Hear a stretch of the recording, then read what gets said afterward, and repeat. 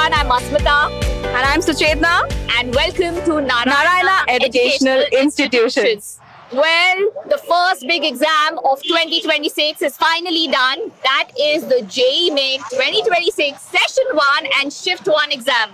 And that's why we are here to capture the live reaction of the students. So, let's go. If I have to ask you section-wise today, physics, chemistry and math, Did you give what the was exam? difficult? Yeah. Can we just have 2 minutes of how the exam was? Physics and maths was okay? 2 minutes? So how many questions did you attempt in? 40, sir. And if I have to ask about the weightage, like in physics, questions were asked from which chapters more?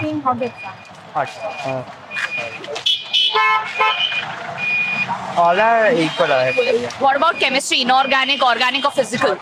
Organic was more? Okay. And if I have to talk about the weightage from class 11th and class 12 topics, which one had the higher weightage? So class 11 was not that much covered. So, you just appeared for the JEE Mains exam. How was your exam?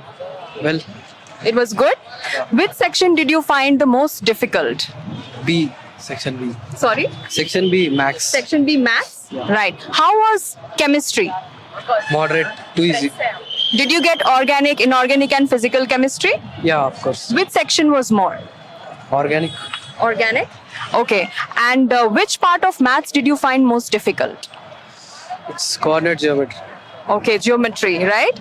Okay. How many questions did you attempt? Near about 19 plus. 9. Sorry? 19 plus. Okay, 19 plus. So how was your paper? Did you appear for the exam? It was easy. So how many questions did you attempt in total? In total, I attempted almost 56 questions. Okay, that's great. So if I have to ask you about physics, chemistry and math, what was the easiest for you? Mathematics. And what about numerical value questions? Numericals are Did you easier appear than for the exam? objectives. Okay. So if I have to ask you, looking at the previous year questions and today's paper, was there a similar trend or something came very unexpected? Some are new questions are there raised, and not that much difficult questions. Can you give us 2 minutes? Repetitions are very less. We are just taking Okay, so interviews on how they. there were new fresh questions you're saying, surprise questions. No, Now, if I have to talk about weightage from class 11th and class 12 topics, right? Just now Which we'll topics had the highest weightage? Just 2 minutes of your time. Means We'll just ask class very 12 basic topics are given more preference. And when it comes to chemistry, organic, inorganic, physical, which one had the maximum questions from? Organic, Organic. So there were not many from inorganic and physical. organic and inorganic we should mention. Okay, complete. And was the paper lengthy? Were you able to manage time? Yes. It wasn't very lengthy. No, time is sufficient for us. Time was sufficient. Okay. Okay, you just appeared for the JEE Mains exam. How was the exam? Paper was easy. Easy.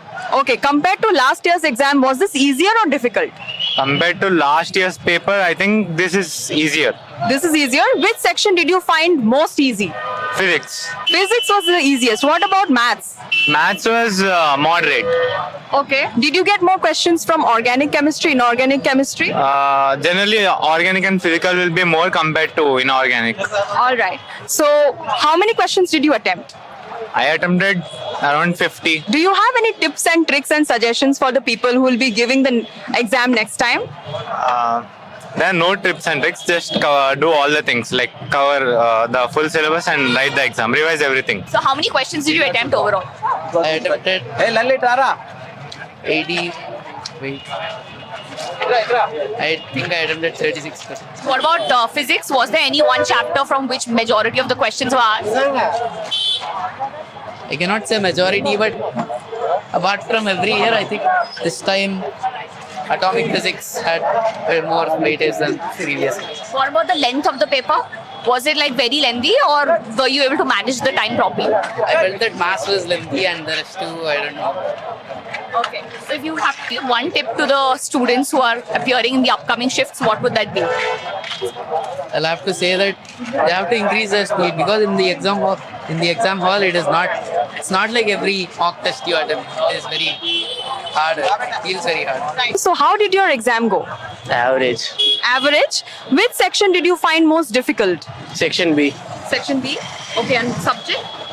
Physics. Physics. Right. So, from which chapter did you get most questions and most unexpected questions? Chemistry, organic, maths, probability, physics, EM waves. All right, they were not expected. All right. And how was your exam? It was pretty good. Paper was so hard. So I took so many questions in maths and I took a little bit of chemistry and physics. It went like that. So how many questions did you attempt in total? 35 questions for now. And if I have to ask you amongst physics, chemistry and math, what do you think was the most hard?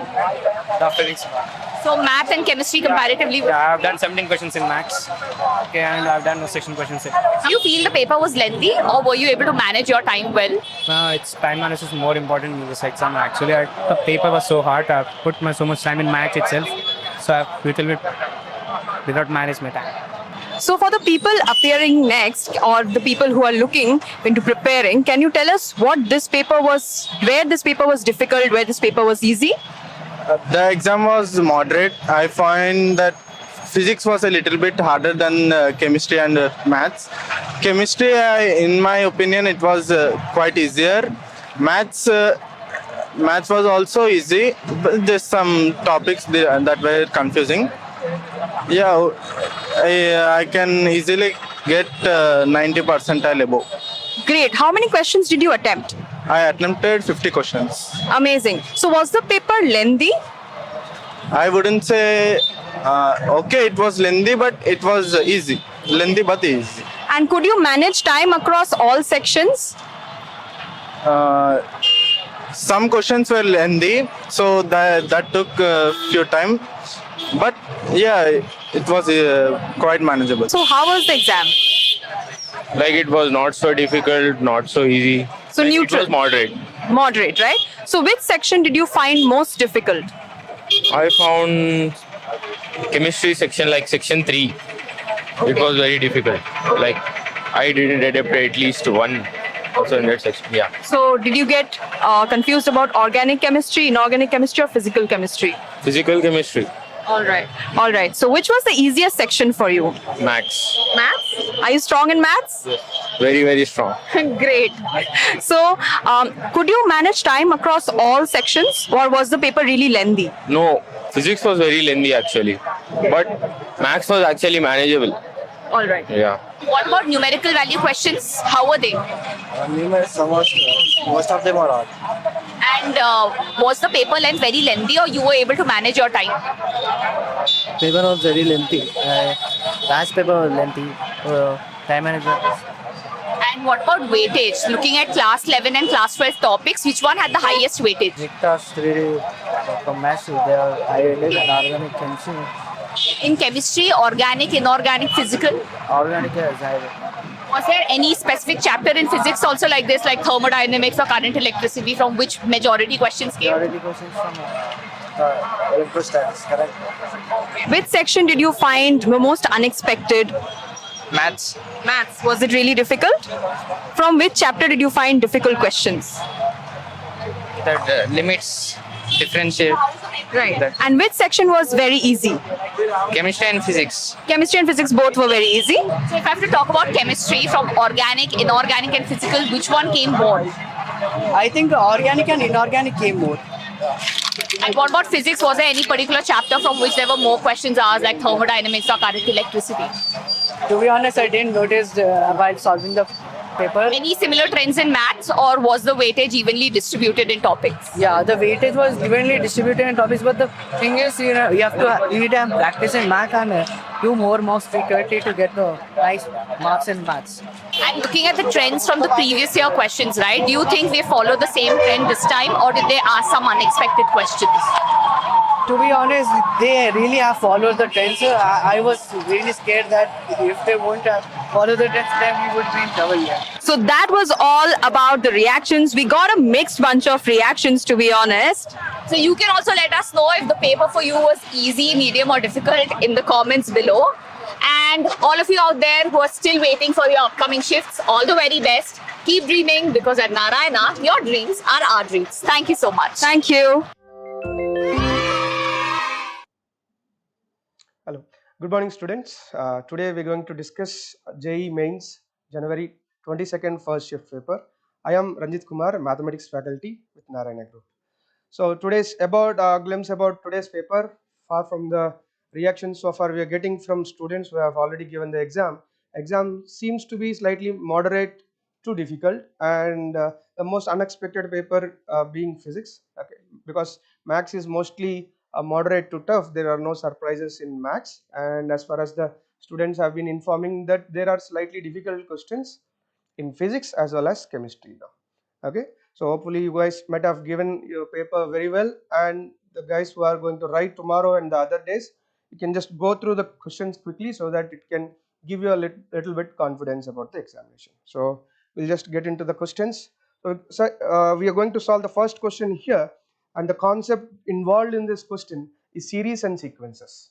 Okay, and very fundamental question. So if you guys have revised your previous year questions of JEE Mains, one could easily solve this question in less than 2 minutes. Okay, so let me take through this question.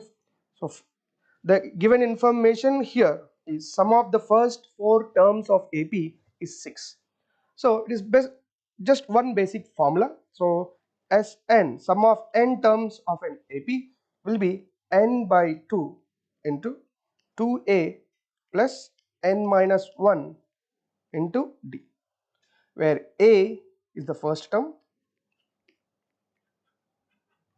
and d being the common difference.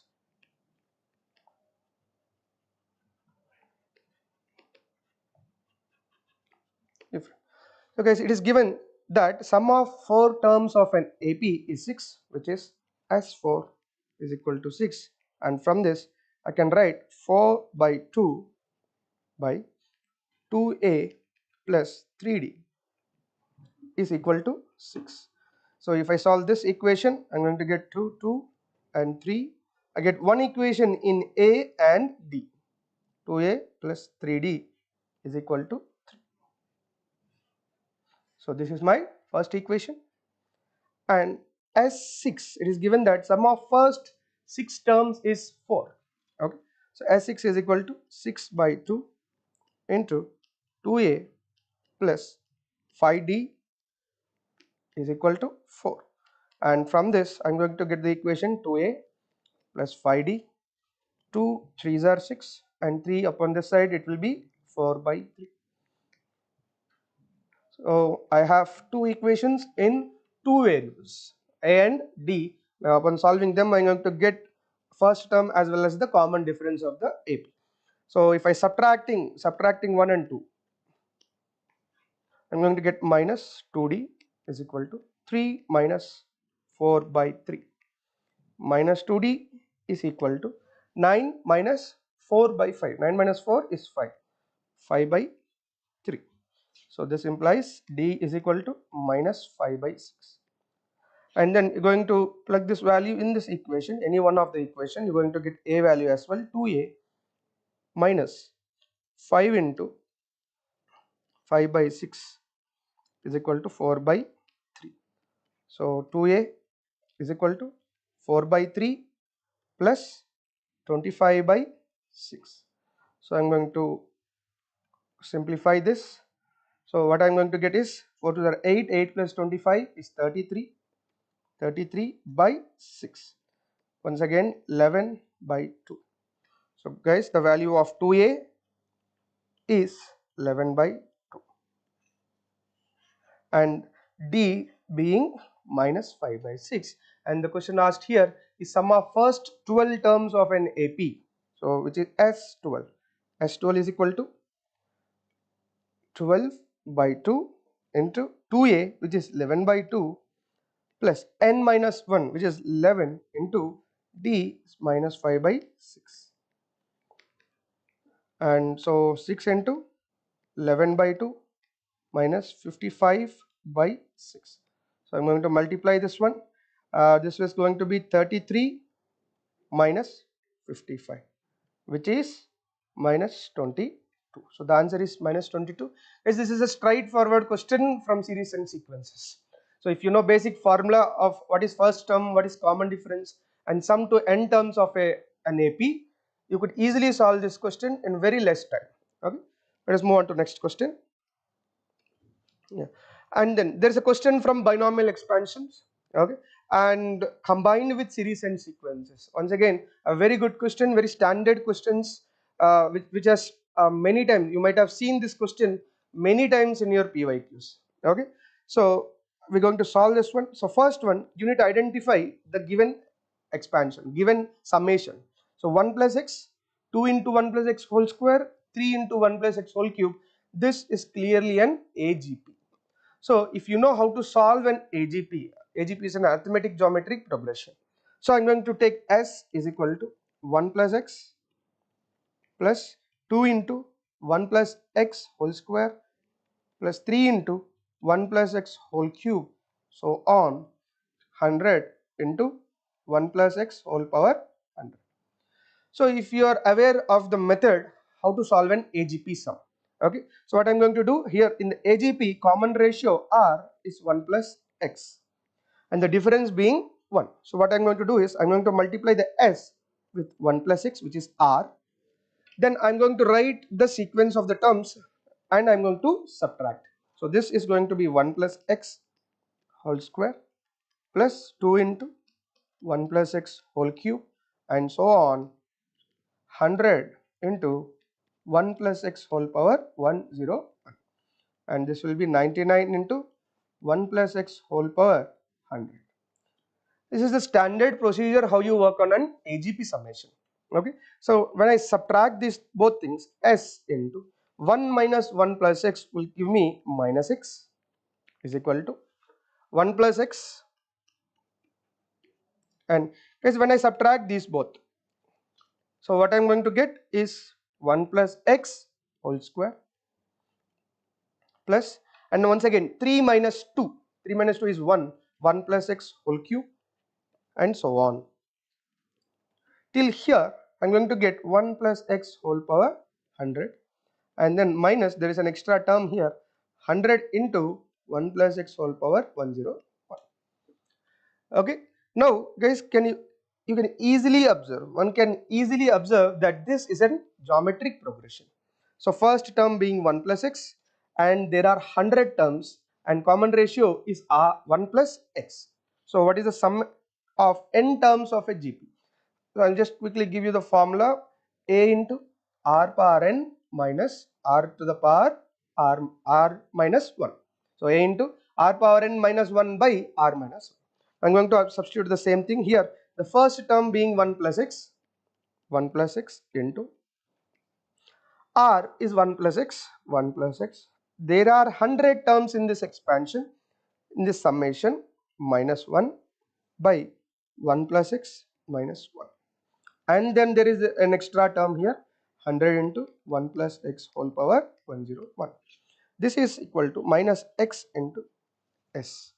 So once again, so I'm going to multiply this part, and this is going to be 1 plus x whole power 101 minus 1 plus x by x. 1 plus x minus 1 is x. So minus 100 into 1 plus x whole power 101.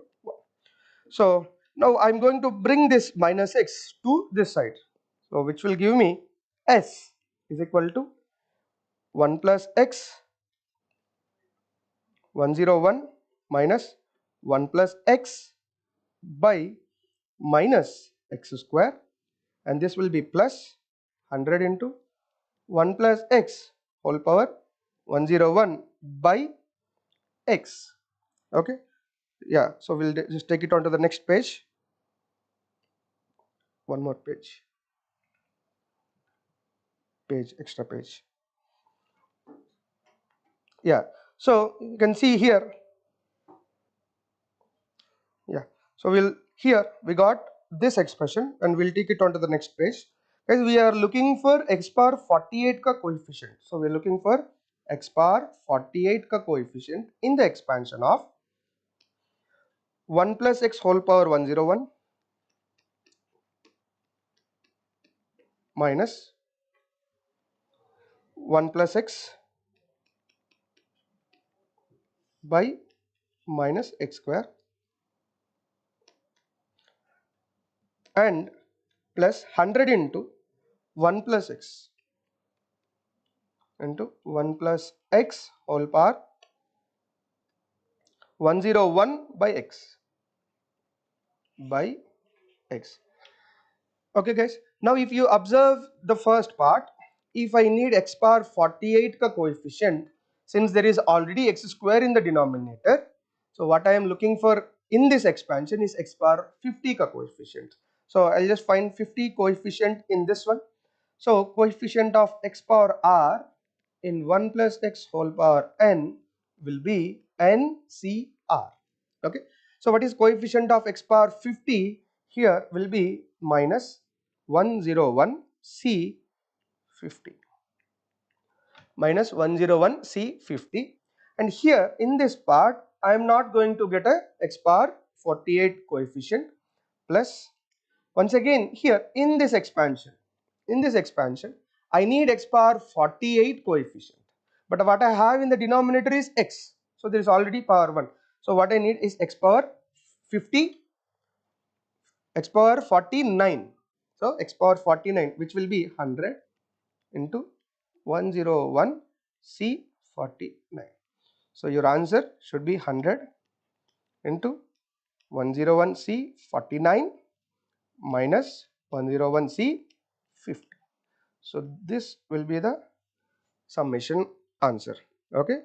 So you have to mark it from this one, option 2. Okay. And we will move on to the next one. Again, the basic fundamentals used in this topic are binomial coefficients and series and sequences involving AGP, arithmetic geometric progression. If you are really looking out to solve this type of questions, you have to be very good how to find the summation of an AGP. Okay, we'll move on to next question. Now once again a very straightforward question from matrices. Okay, so how do we solve such question? There's A is a 2 by 2 matrix, and what is given here, det of a to the power 2025 minus 3 a to the power 2024 plus a to the power 2023. So guys, you can clearly see a power 2023 is something which I can take common from the whole all the three terms, and I also know the property that det of AB, where A and B are two square matrices, I can write it as, express it as det A into det B. Now this one I am going to write it as det A power 2023 into, and what is left inside, a to the power a square is minus 3a plus I. Okay. Now what you have to do is just find a square minus 3a plus I value. Okay. So we already have a. So let me find a square as well. A square is equal to 2, 3, 3, 5 into 2, 3, 3, 5. So what is a square here? Multiplied 4 plus 9, which is 13, 6 plus 15, which is 21, 6 plus 15 once again 21, 9 plus 25, which is 34. This is a square. So what about 3a? 3a is 6, 9, 9, 15.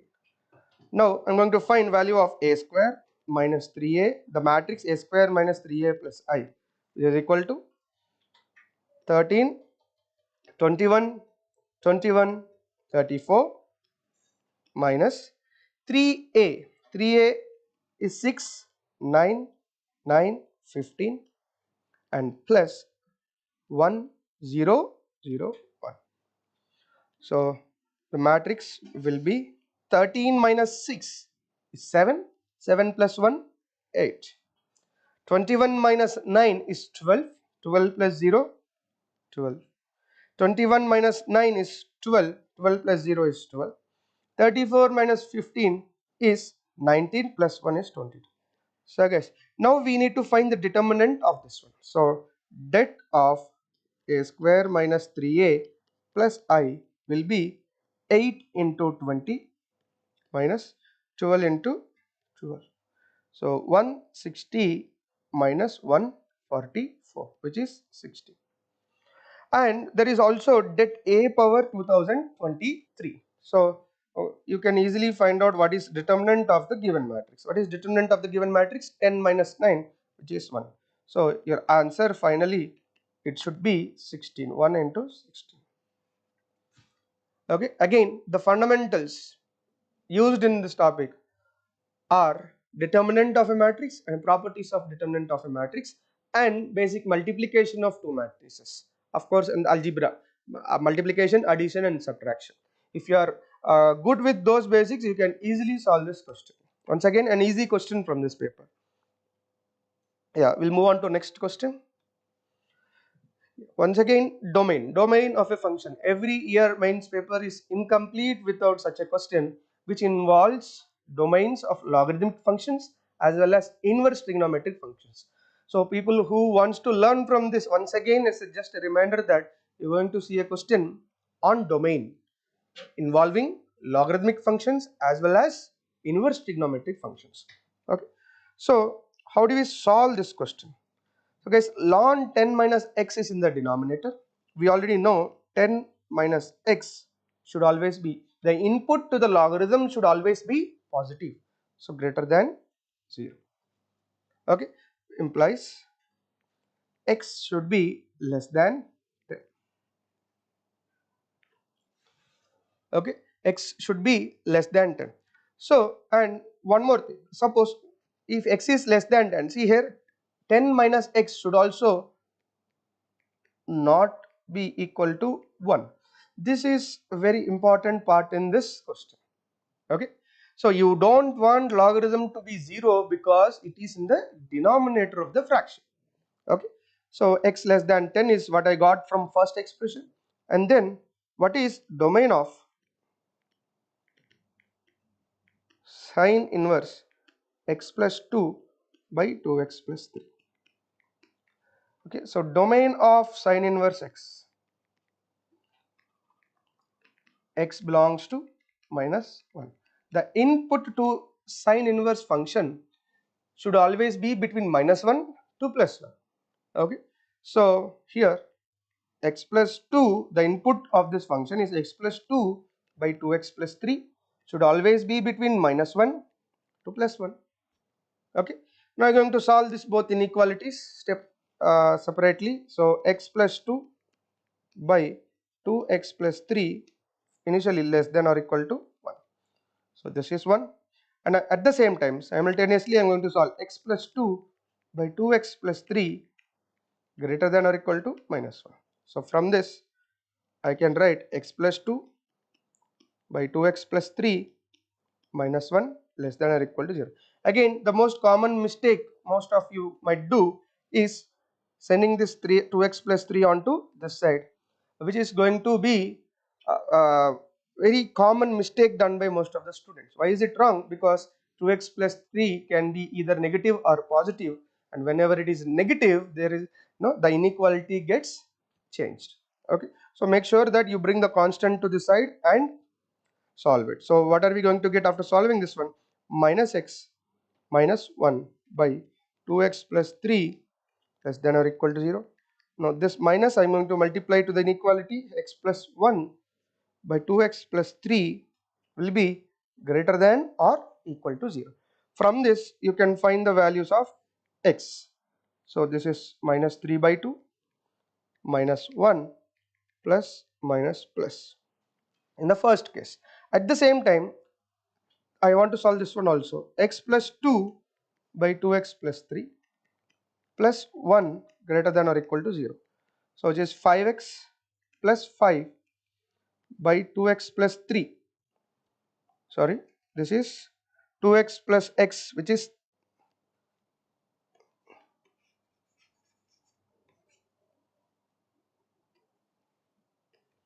this is 2x plus x 3x plus 5 by 2x plus 3 positive. Okay, so guys, I'm going to plot that also on the same number line, or else I can change it here. So minus 5 by 3 and minus 3 by 2 greater than 0. This is the area I am looking for, and then greater than 0, this is the area which we got in the first case, the values of x. Now what will be the intersection of these both? Okay, so this is the first case answer, and from -1 to this way, this, and so what are we going to get? This part is the intersection part, and this one along with x less than 0. So you should not forget this fact, x less than 9, at the same time x not equal to 9.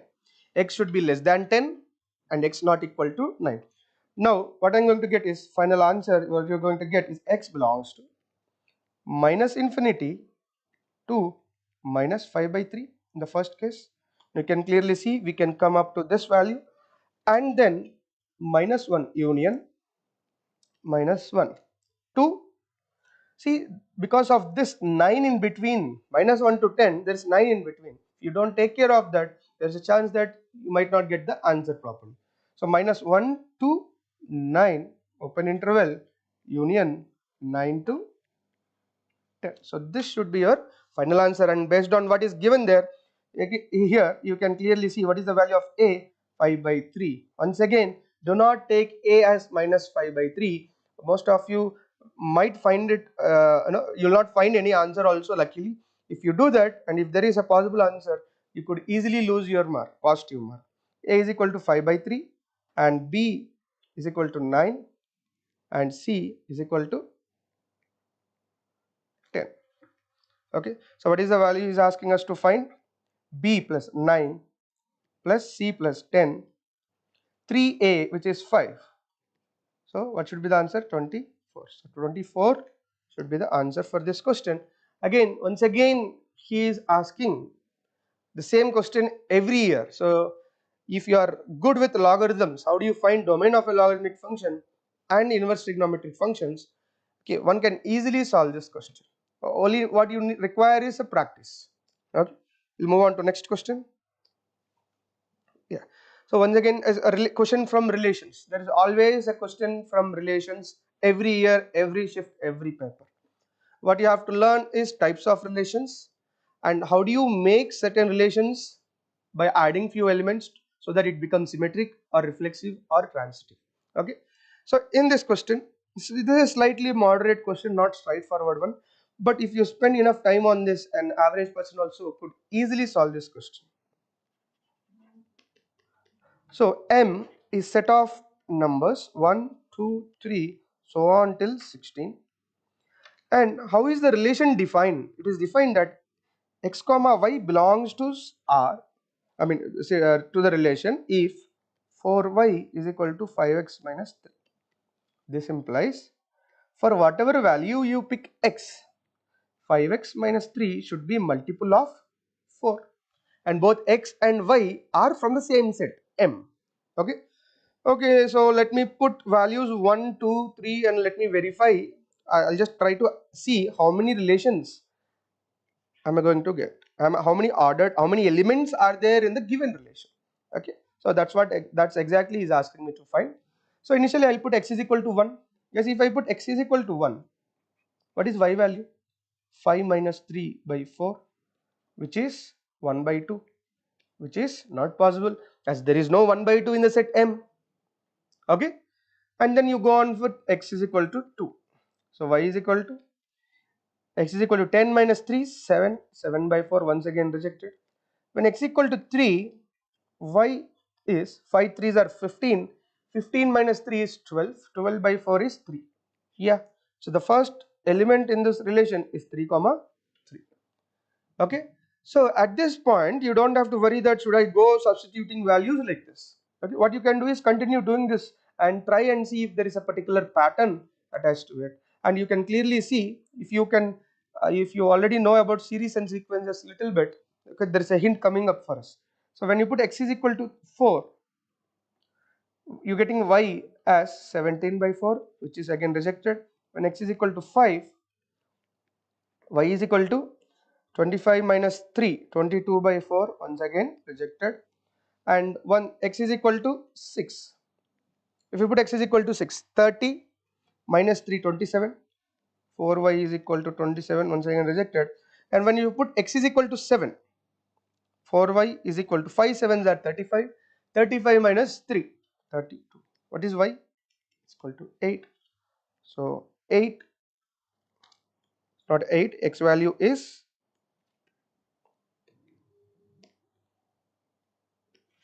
x value is 6 and y value is 8. X value is 6 and y value is 8. Now you can try to see whether there is a pattern attached to it. 3, 6, and right away we will go for x is equal to 9. When you put x is equal to 9, okay, so once I put x is equal to 6, 30 minus 3, sorry, x is equal to 7. X equal to 7. My bad, there is x is equal to 7. This is not x is equal to 6.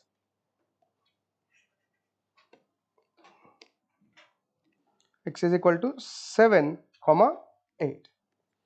Okay, so there is an increment of 4 for the next element. So now I'm going to check for x is equal to 11 next. X is equal to 11. What I'm going to get y is 5 into 11, 55. 55 minus 3 is 52. 52 by 4 is 13. Yeah. So I can see there is a pattern here, 11, comma 13. And now you can extend the pattern. 3 plus 4, 7. 7 plus 4, 11. And 11 plus 4, 15. Now what is the element? See, again, this is also important for you to, if you put x is equal to 15, what will happen? What is y value? 5 into 15 is 75. 75 minus 3 is 72. 72 by 4 is 18. But 18 is not there in the set M. 18 is not there in the set M. So we are going to stop at this point. So 15 is not possible. Okay. So 3 comma 3, 7 comma 8, 11 comma 13. Okay. Now guys, tell me, if I have to make this relation symmetric. If I have to make this symmetric. So what is the symmetric relation? For all a comma b, what is symmetric? For all a comma b belongs to R, I want b comma a to be in R, right? So now 3 comma 3, you don't have to add anything for this. Okay. And for 7 comma 8, you need to add 8 comma 7. And for 11 comma 13, you need to add 13 comma 11. So you just need two elements to be added, so the relation will become symmetric. Okay, so the answer will be 2. So the more emphasis was to define the relation, to find the elements of the relation, rather than counting number of terms to be added so that the relation is symmetric. Okay, if you just know the basics of symmetric relation, and then if you know how to work out with the relation, given a condition, how do you determine the elements of the relation, you can definitely do this question. Okay, so again, this question is from relations. Regularly you see one question from relations in every shift, so it is very important for you to go through this question and then revise similar questions on this, so that you can do any type of relation question in the further examination. Okay.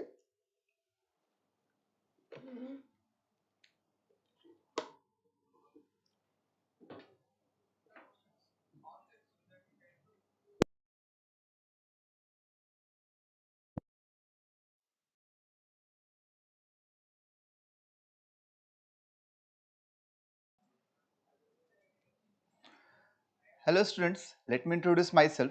I am Rishabh sir, Senior Chemistry Faculty, and today I am going to discuss some questions of JEE Mains 22nd January Shift 1. So first question in front of us is, arrange the given metal ions in number of increasing order of unpaired electron in low spin complex formed by Mn plus 3, Cr plus 3, Fe plus 3 and Co plus 3. So this question is based on crystal field theory, or we can say it is from complex compounds chapter, subtopic crystal field theory. Now they are saying low spin complex. Low spin complex means there should be pairing of electron, and we have Mn plus 3 ions. So if you see manganese, we know manganese configuration is 3d5 4s2. Now Mn plus 3 will have 3d 4 configuration. Now we know, if you see splitting, we have T2g orbitals over here, and we have Eg orbitals over here. T2g orbital will have lower energy and Eg orbitals will have higher energy. Now we have to fill these 4 electrons over here. So if you fill these 4 electrons, we'll have 1, 2, 3 and 4. So what we can see is there are 2 unpaired electrons over here. They're asking us the number of unpaired electron. So in case of Mn plus 3, I can write 2 unpaired electron is present.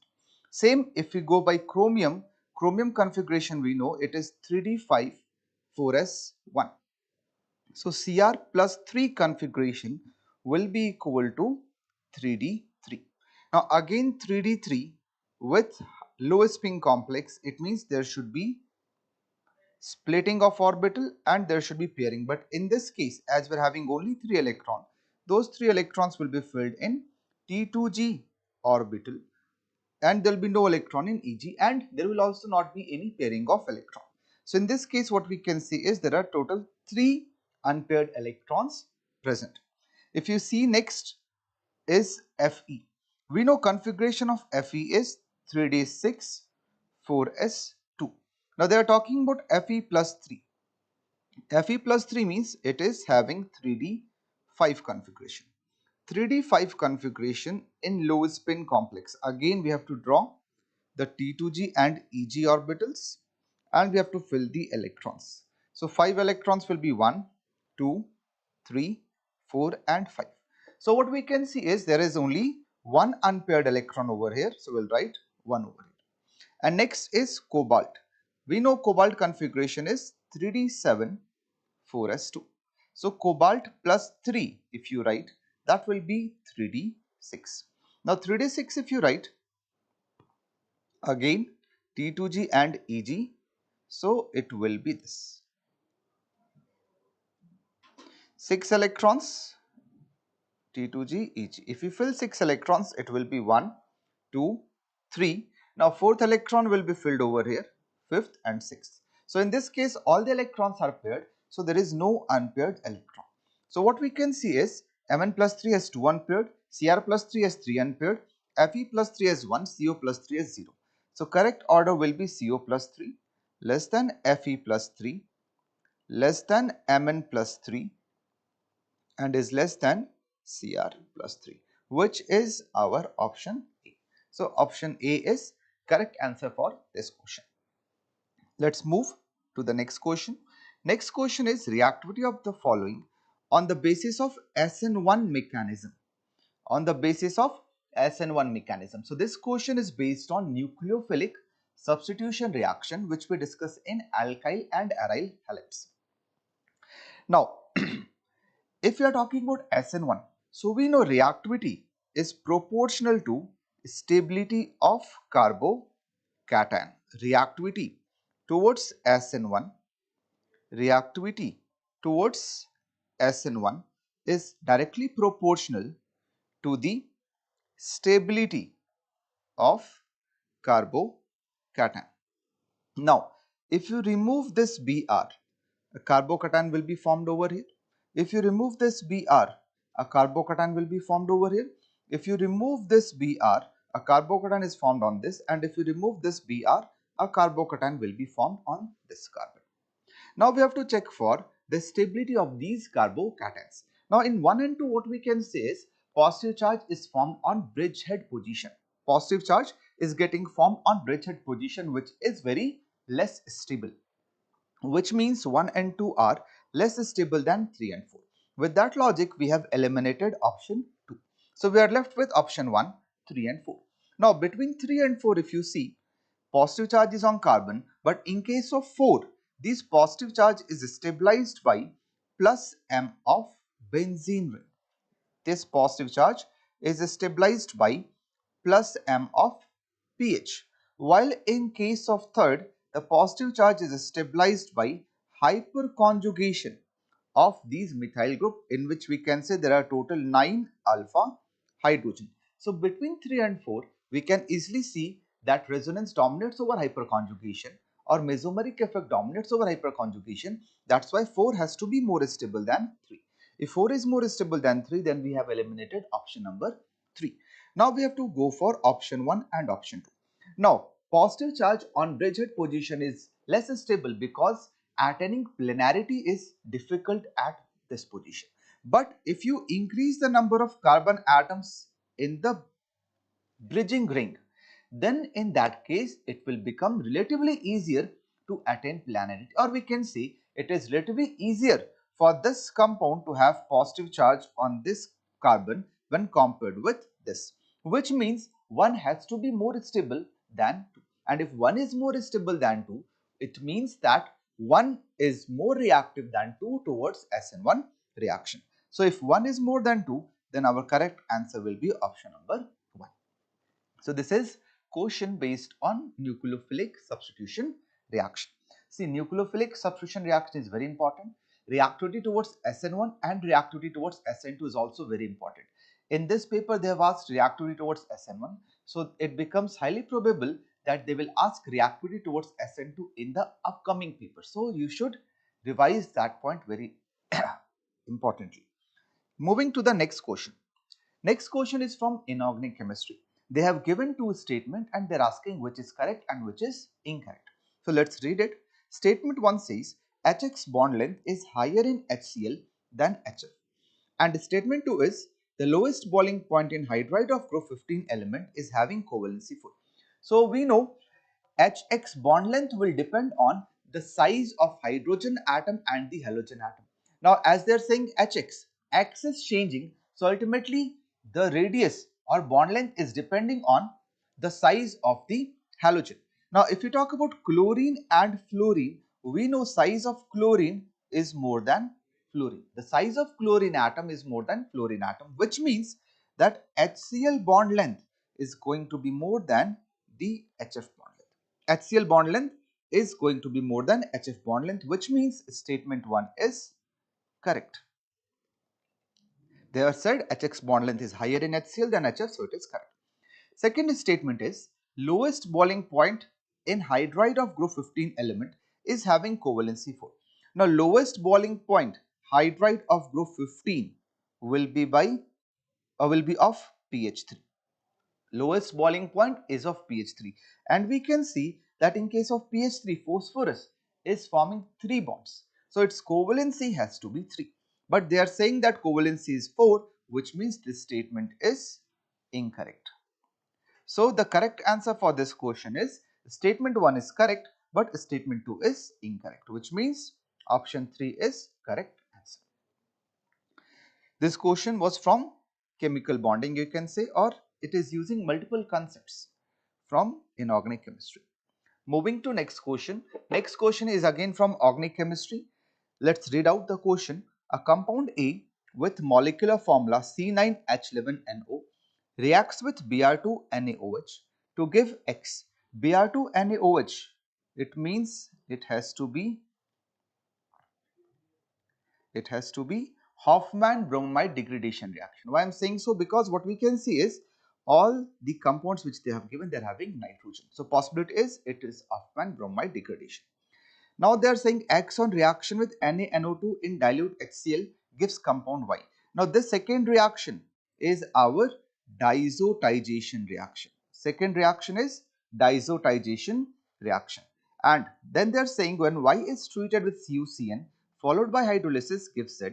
A on hydrolysis also gives compound Z. So Hofmann bromide, if you see, then most probably Hofmann bromide, and as per this will go by option number 3. If you see the reactions, what all reactions will take place? First, we have benzene with CO, NH2 and ethyl group is attached. This is compound A. If it is treated with Br2NaOH, then it will give us benzene with NH2 and ethyl group. This is our X. Now this X is treated with NaNO2 and HCl, which means it will be converted to N2 plus Cl minus, and this side we have ethyl. Now this compound is Y. This Y is again treated with CuCN followed by hydrolysis. So CuCN First, we'll convert it to Cn, and after hydrolysis, it will be converted to COOH. This is compound Z. And this is also true that A can give us Z when it is undergoing hydrolysis, which means the correct answer for this question is option 3. Let's see the next question. Next question is, which of the following statement is correct regarding the nature and directive influence of NO2 group? Now we know NO2 group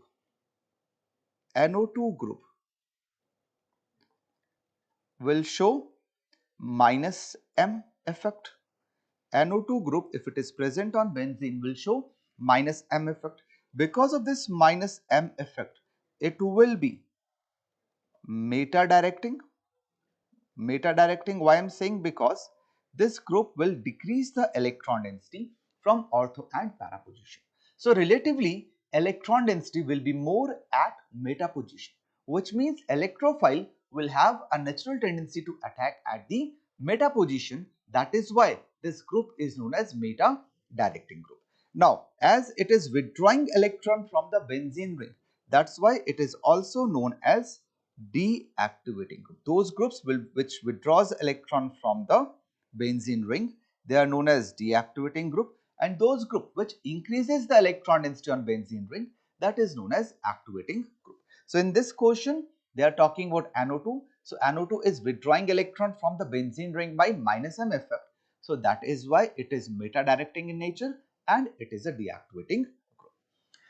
So let's move to the next question. Next question is, consider the following sequence of reaction and identify A, B and C respectively. They have given aniline. It is treated with NaNO2 HCl 0 to 5 degrees centigrade. Then it is treated with H3PO2 and then it is treated with Br2 and FeBr3. So first reaction is our diazotization reaction. If it is diazotization reaction, then it will be converted to benzene diazonium chloride. It will be converted to benzene diazonium chloride. So A is going to be benzene diazonium chloride. Now if you go by the options, there is only one option in which A is benzene diazonium chloride. That's why correct answer for this question is option 2. Now, benzene diazonium chloride is treated with H3PO2. When it is treated with H3PO2, it will be converted to benzene. And benzene with Br2 FeBr3. Br2 FeBr3 will undergo electrophilic substitution reaction. FeBr3 we know is a Lewis acid, and this FeBr3 will generate electrophile. The electrophile in this reaction will be Br plus, which will attack on the benzene. And if Br plus is attacking on benzene ring, then the product of this reaction will be bromobenzene. So what we can say is we have B as benzene, C as bromobenzene, which means option 2 is correct answer. So I hope all these questions are clear. My colleagues will discuss the remaining questions with you.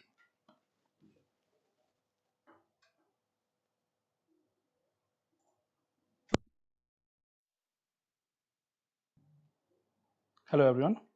So the next questions in JEE Main's morning attempt. So this is a question here. So you can see that a pendulum is being balanced here by its weight and a horizontal electric field. So the force on that is going to be QE, and there is some tension T here.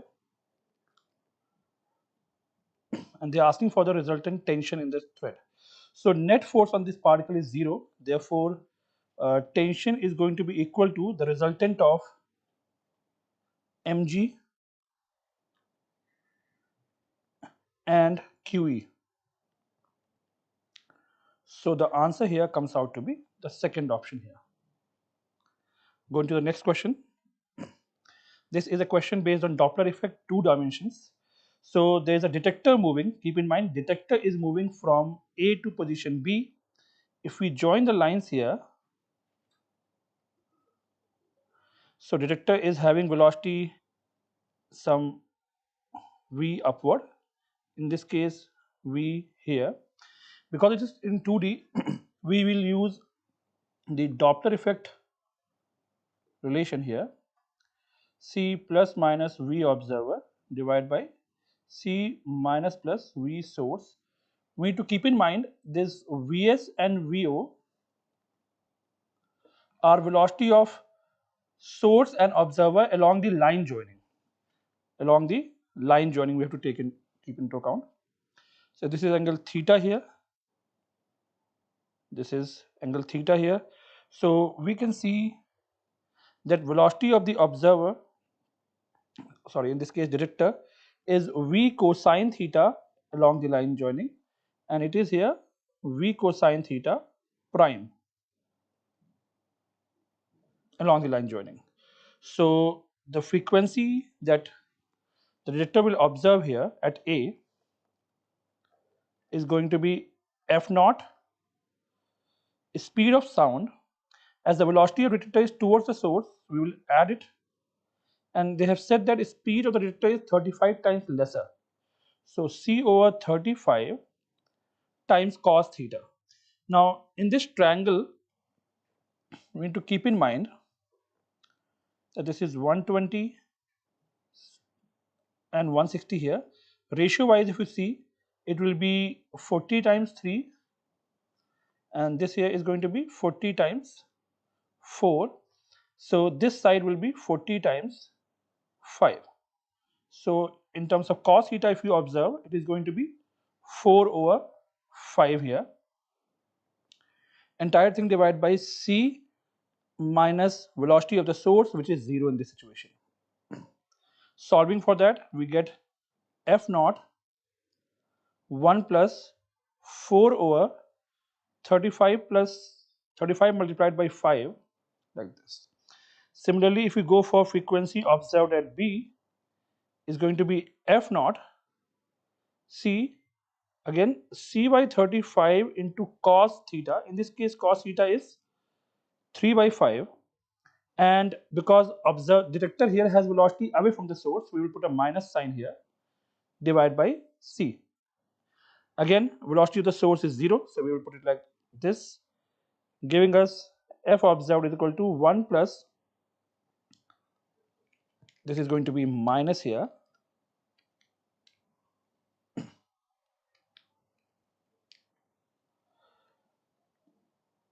3 over 35 into 5. And they are saying that the difference in frequency is 10 hertz. Solving further, Fa minus Fb is said to be 10 hertz. If you subtract these two, I get f naught 7 over 35 into 5 is equal to 10 hertz.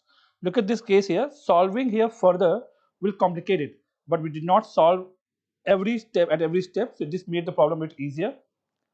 So into 5, giving us f naught is equal to 5 into 525 into 10, 250 hertz. So option here, third one, is the correct one. Going for the next question here. This is a question based on moment of inertia. For a disk rotating about its center, moment of inertia is mr square by 2. Same, if the axis is taken this one, then moment of inertia here is mr square by 4. Using parallaxis theorem, about this axis, moment of inertia is going to be mr square by 4, I center of mass, plus md square. In this case, d is r. So this gives us further 5 by 4 mr square. So keep in mind there are two such disks available here. So moment of inertia net is going to be 5 by 4 m1 r1 square plus 5 by 4 m2 r2 square for the same different disk here.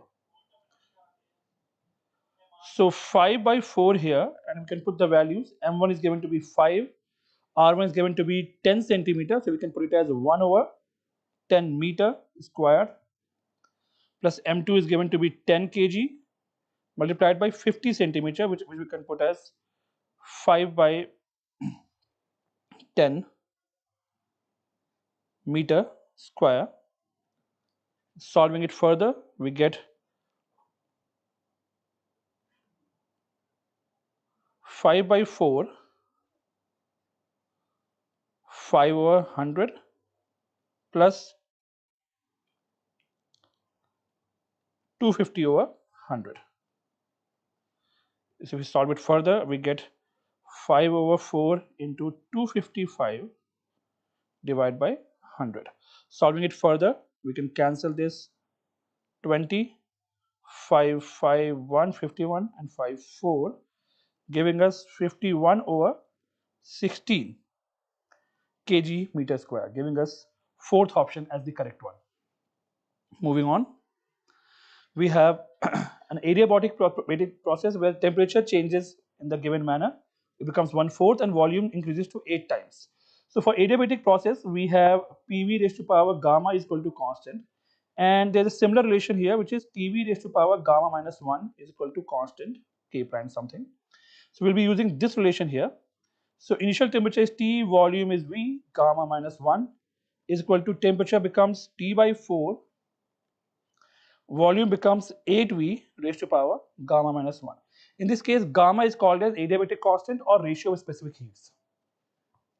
Solving it further, we get 1 is equal to 1 by 4, 8 raised to power gamma minus 1. So we can put it as 4 is equal to 8 raised to power gamma minus 1. To solve it, we can take ln here. So ln 4 is equal to gamma minus 1 ln 8, which can be written as 2 ln 2, as 4 is 2 square, gamma minus 1 ln 8 can be written as 2 cube, which is 3 ln 2.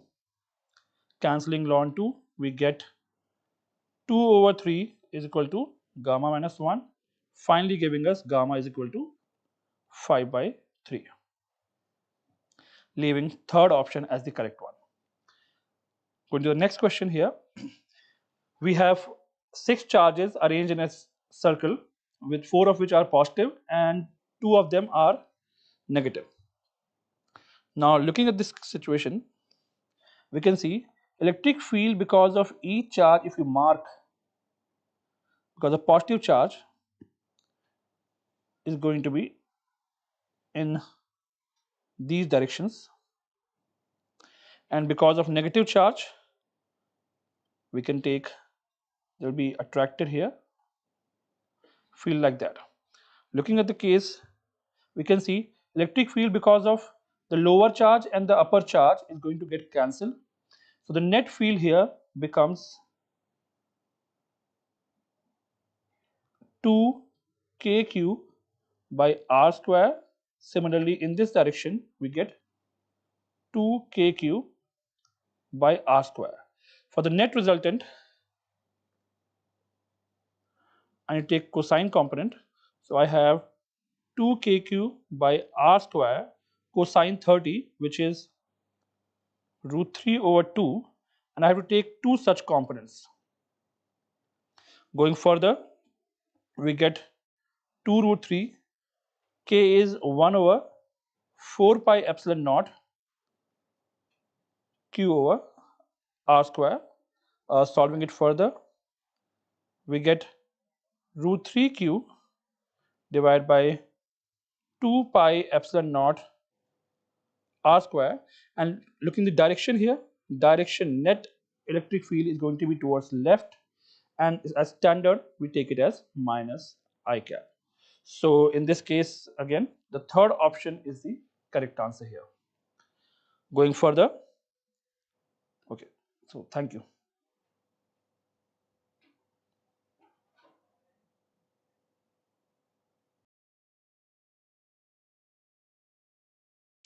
Hello everyone, good morning. Today is 22nd of January 2026 and the session 1 mains paper are going on.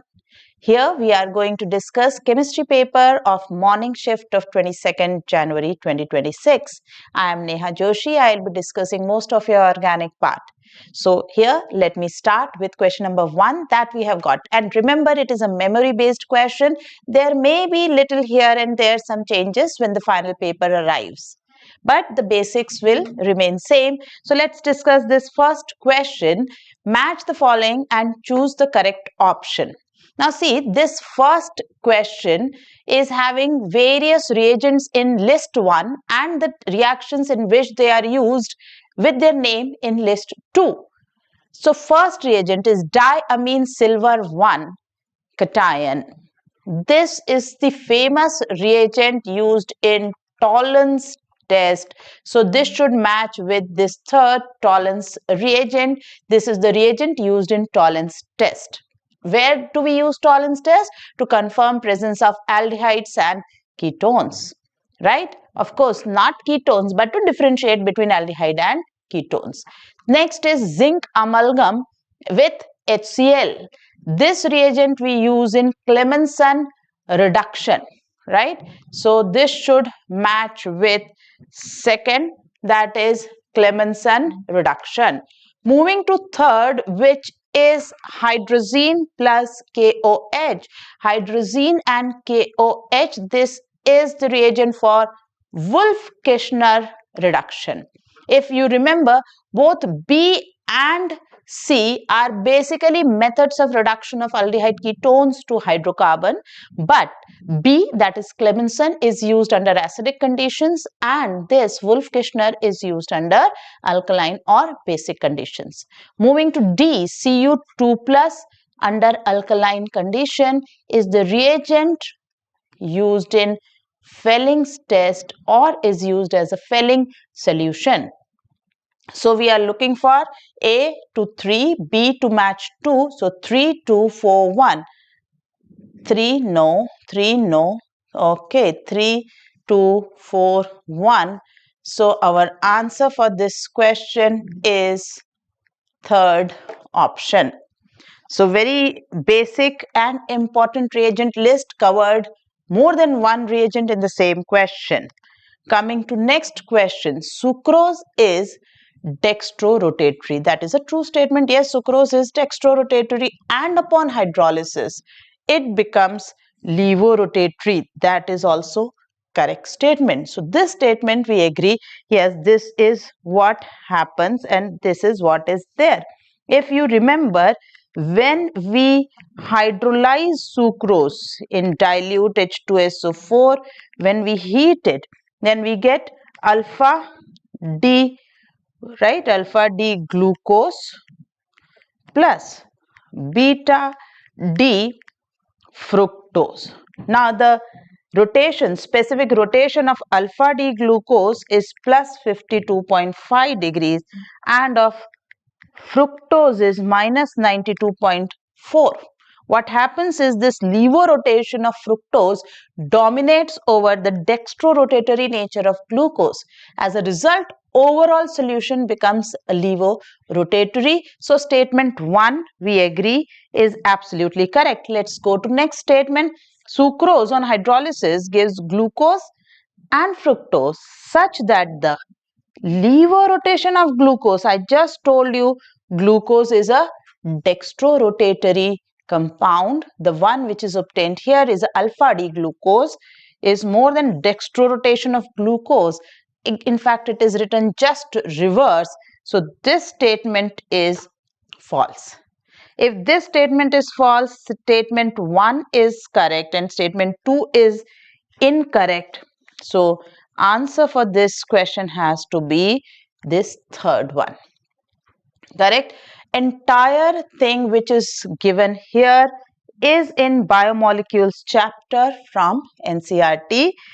All those who are preparing for coming sessions or even for April, please read NCERT. Each and every line, everything is coming from it. Okay, moving to next. Which of the following is the correct order of the reactivity of given nucleophiles when treated with CH3Br in methanol? I am underlining methanol because methanol, it means they are asking under polar protic solvent conditions, right? Now coming to how to decide. So if I see that except for iodine, oxygen and fluorine, right, except for iodine, oxygen, oxygen and fluorine. So these three nucleophiles are having the donor atom from the same period. And along the period, when we move from left to right, as the electronegativity increases, nucleophilicity decreases. Right? As the electronegativity increases, nucleophilicity decreases. So by that information, I can say that O minus is going to be a better nucleophile than F minus. That is my first set of conclusion. Then in protic conditions for halides, if I talk, down the group as we move down, nucleophilicity increases with decrease in electronegativity of the donor atom, or I can say with increase in size of the donor atom, right? So for iodine and fluoride, I can say I minus is better than F minus. These 2 points are very, very clear. Now, for O minus, I have two choices, C2H5 O minus and PHO minus. Here it is resonating. So the charge density on the donor atom will go down. So one more conclusion I can make is C2H5 O minus has to be a better nucleophile than PHO minus. These are the conclusions that are very, very clear. Right? Now see, here F minus is better than PHO minus, cancel. PHO minus is best of them all. No, that is not possible. And here I minus is better than F minus. Yes, we agree.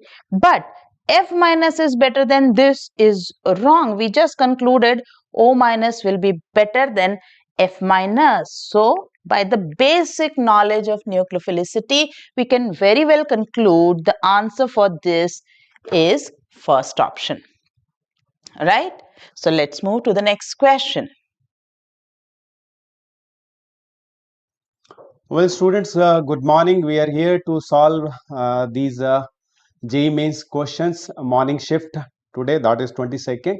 So here we go. Let's read the question carefully. So it's given there are two discs having same moment of inertia about their axis. The thickness is T1 and T2 and they have same density. So this point is very, very important, and same density, right? And if R1 over R2 is 1 by 2, then we have to find out the ratio of thickness T1 over T2. Here it is understood that R1 R2 refers to the radius of the disk. Okay, so it's a very straightforward question. So we know the moment of inertia of a disk about its axis is mr square by 2. Now it is given in the question that I1 is equal to I2. So I can write M1 R1 square by 2 is equal to M2 R2 square by 2. Mass I can write in terms of density, and it will be density multiplied by volume, which will be pi R1 squared. T1 is equal to, that is rho, same density, pi R2 square that is into T2 and multiplied by, this is R1 square and this is R2 square. So you can see the quick manipulation that T1 over T2, that becomes R2 over R1 to the power 4. And now in question we are given R1 by R2 is 1 by 2. So this is 2 to the power 4. So it is 16. So we can see, students, directly that second is the right option, right? So answer is second. That's our answer. So pretty straightforward question. Let's move to the next question, and here it is. We are given that in a series LR circuit, the voltage of a battery is 10 volt. Resistance and inductance are given 10 ohm and 10 millihenry respectively. We have to find out energy stored in the inductor when current reaches 1 by E times of the maximum value. So student, this is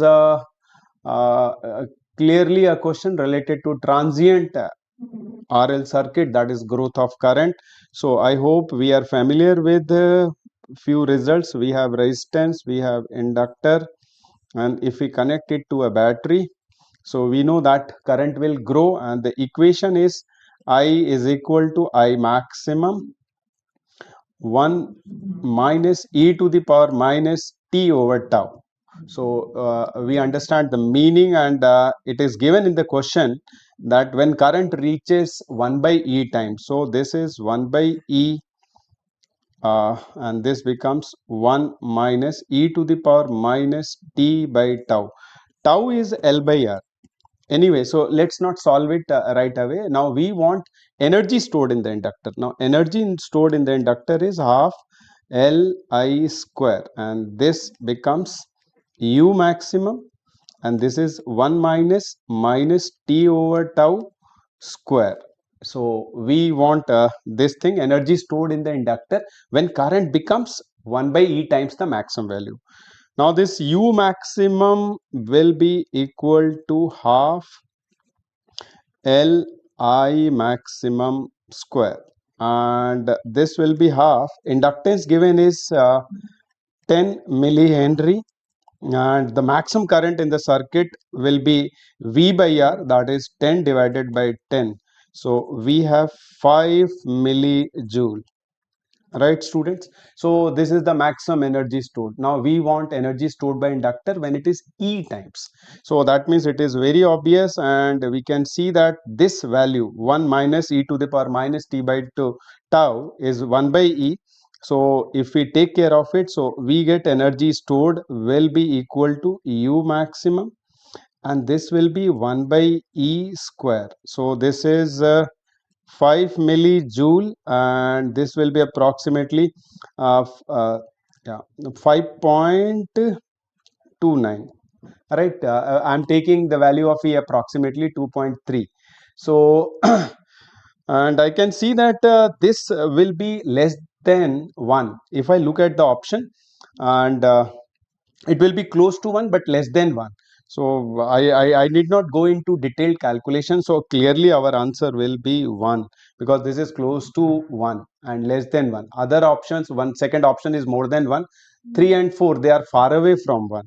So we can save our time. So so that we need to be alert. So I hope it was a straightforward question. Right, students, moving to the next question, and this is a question from current electricity. Question says, in a potentiometer, null point for two resistance R1 and R2 is 40 centimeter as shown. Okay, so if we take this case 1, now in case 1 I can write that R1 over R2 will be equal to L1 over L2. So it will be 40 divided by 60, and that is 2 by 3. So we get one equation, students. Okay, so let's go for the second situation. What it says? Now the question says that if 16 ohm is added or connected in parallel to R2, now the null point is at 50 centimeter. So that means this R1 will be equal to equivalent of R2 in parallel with 16 ohm.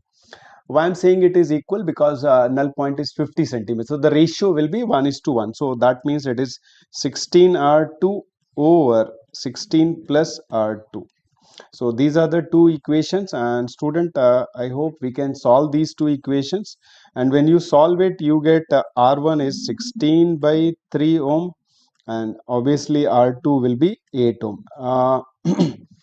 Straightforward, a simple question, just involving little calculations. Now we have two equations, and we can easily solve either by substituting the value of R2 in this equation or R1, and this gives us this answer. Right, so answer is third. Okay, so moving to the next question, and this is a question based on gravitation. So what we are given in the given situation, force at the center on 1 kg mass is F1. Now if 4m and 3m are interchanged, the force is F2. Then we are given that F1 over F2 is 2 by root alpha. Find alpha. Well, students, so I hope I can write F1 as mass times the value of G at the center. Now mass is 1, so I can write it is, let us say, G1 in this case. Now suppose I say this diagram, if you see, I call this as R, and here we have 4m, and this is 3m, and this is 2m, and this is m. So I can write the value of this G1. Now I can see that the resultant will be like this. So basics of vectors, these two will be attracting, the resultant will be along uh, 3, and here the difference is 2. Again I can see here the difference is 2, and it will be directed towards, and due to a simple point mass, that the value of G is Gm over r square, right? So I can say that this vector will be basically, that is G2m over r square, and this vector will be again same G2m over r square, and their resultant will be like this. And I can write this F1 as 1, that is m is 1, the mass at the center is 1 kg, and this will be root 2 times, so 2gm over r square root 2, right students? So this is one calculation we have done. And in the second case, when 4m is replaced or interchanged by 3m, now in this modified situation, so we are going to have like f2, it will be again 1, and again there will be two vectors like this, and this becomes the 4m, so difference will be 3, so it will be g 3m over r square, and here the difference will be 1, so it will be gm over r square. Again the resultant is this one, and I can see that the resultant will be gm over r square, yeah, r square, and it will be root 10, right students? So now when we take the ratio,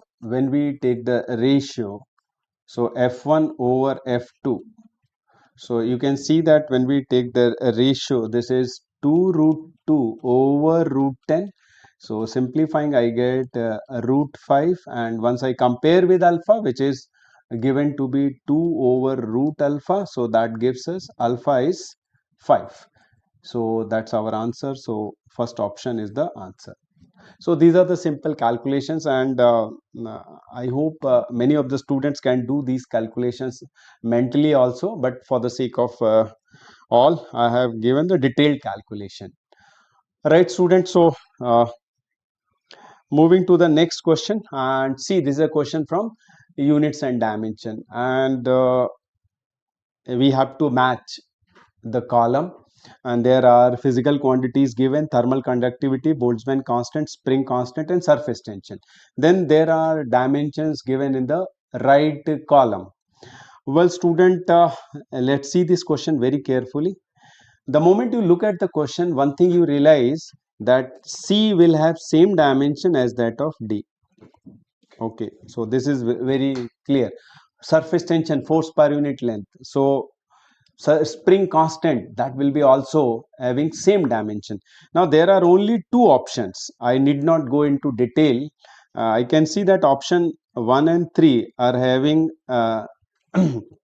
this thing, that C and D having same dimension. But now let us see what will be the dimension. This is force per unit length, so that means this is mlt minus 2 divided by L, so this is mt minus 2. Now if I look at S option, can you see that? Yeah, so that's perfect. So that means my answer is A. That is, sorry, that is option first. I need not check other option. I need not go into details of checking the options of thermal conductivity and Boltzmann constant. So here examiner has left a clue. I need not solve it completely. So C and D will have same dimension, and there are only two options where C and D have same option. So we just need to check that. Right, if you see a Q option, so obviously Q option is bluntly wrong. So these are time savers, you can do it quickly. Okay, so and we'll continue as we receive questions from students, and this live sessions will continue.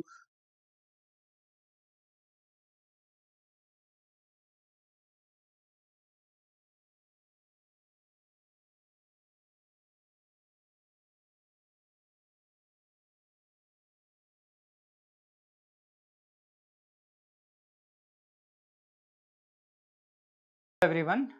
Today is 22nd January and we are discussing chemistry paper shift 1. So this is the question. The statement 1 is the Henry constant is constant with respect to change in concentration of gas till solution is dilute at a given temperature. Yes, we know that Henry constant is not a true constant, but it is a constant for a particular gas till the Henry law is valid. Henry law is valid for dilute solution. So the first option seems to be true. The second statement, according to Henry law, partial pressure of gas in vapor phase is inversely proportional to the mole fraction of gas in solution. This seems to be wrong because we are writing that the pressure of the gas is equal to the Henry constant multiplied by the mole fraction of the gas. So pressure of the gas is directly proportional to mole fraction of the gas in the solution. So this seems to be false. First statement is true and the second statement is false. So from here we are getting that third will be the answer for this. Moving to the next problem.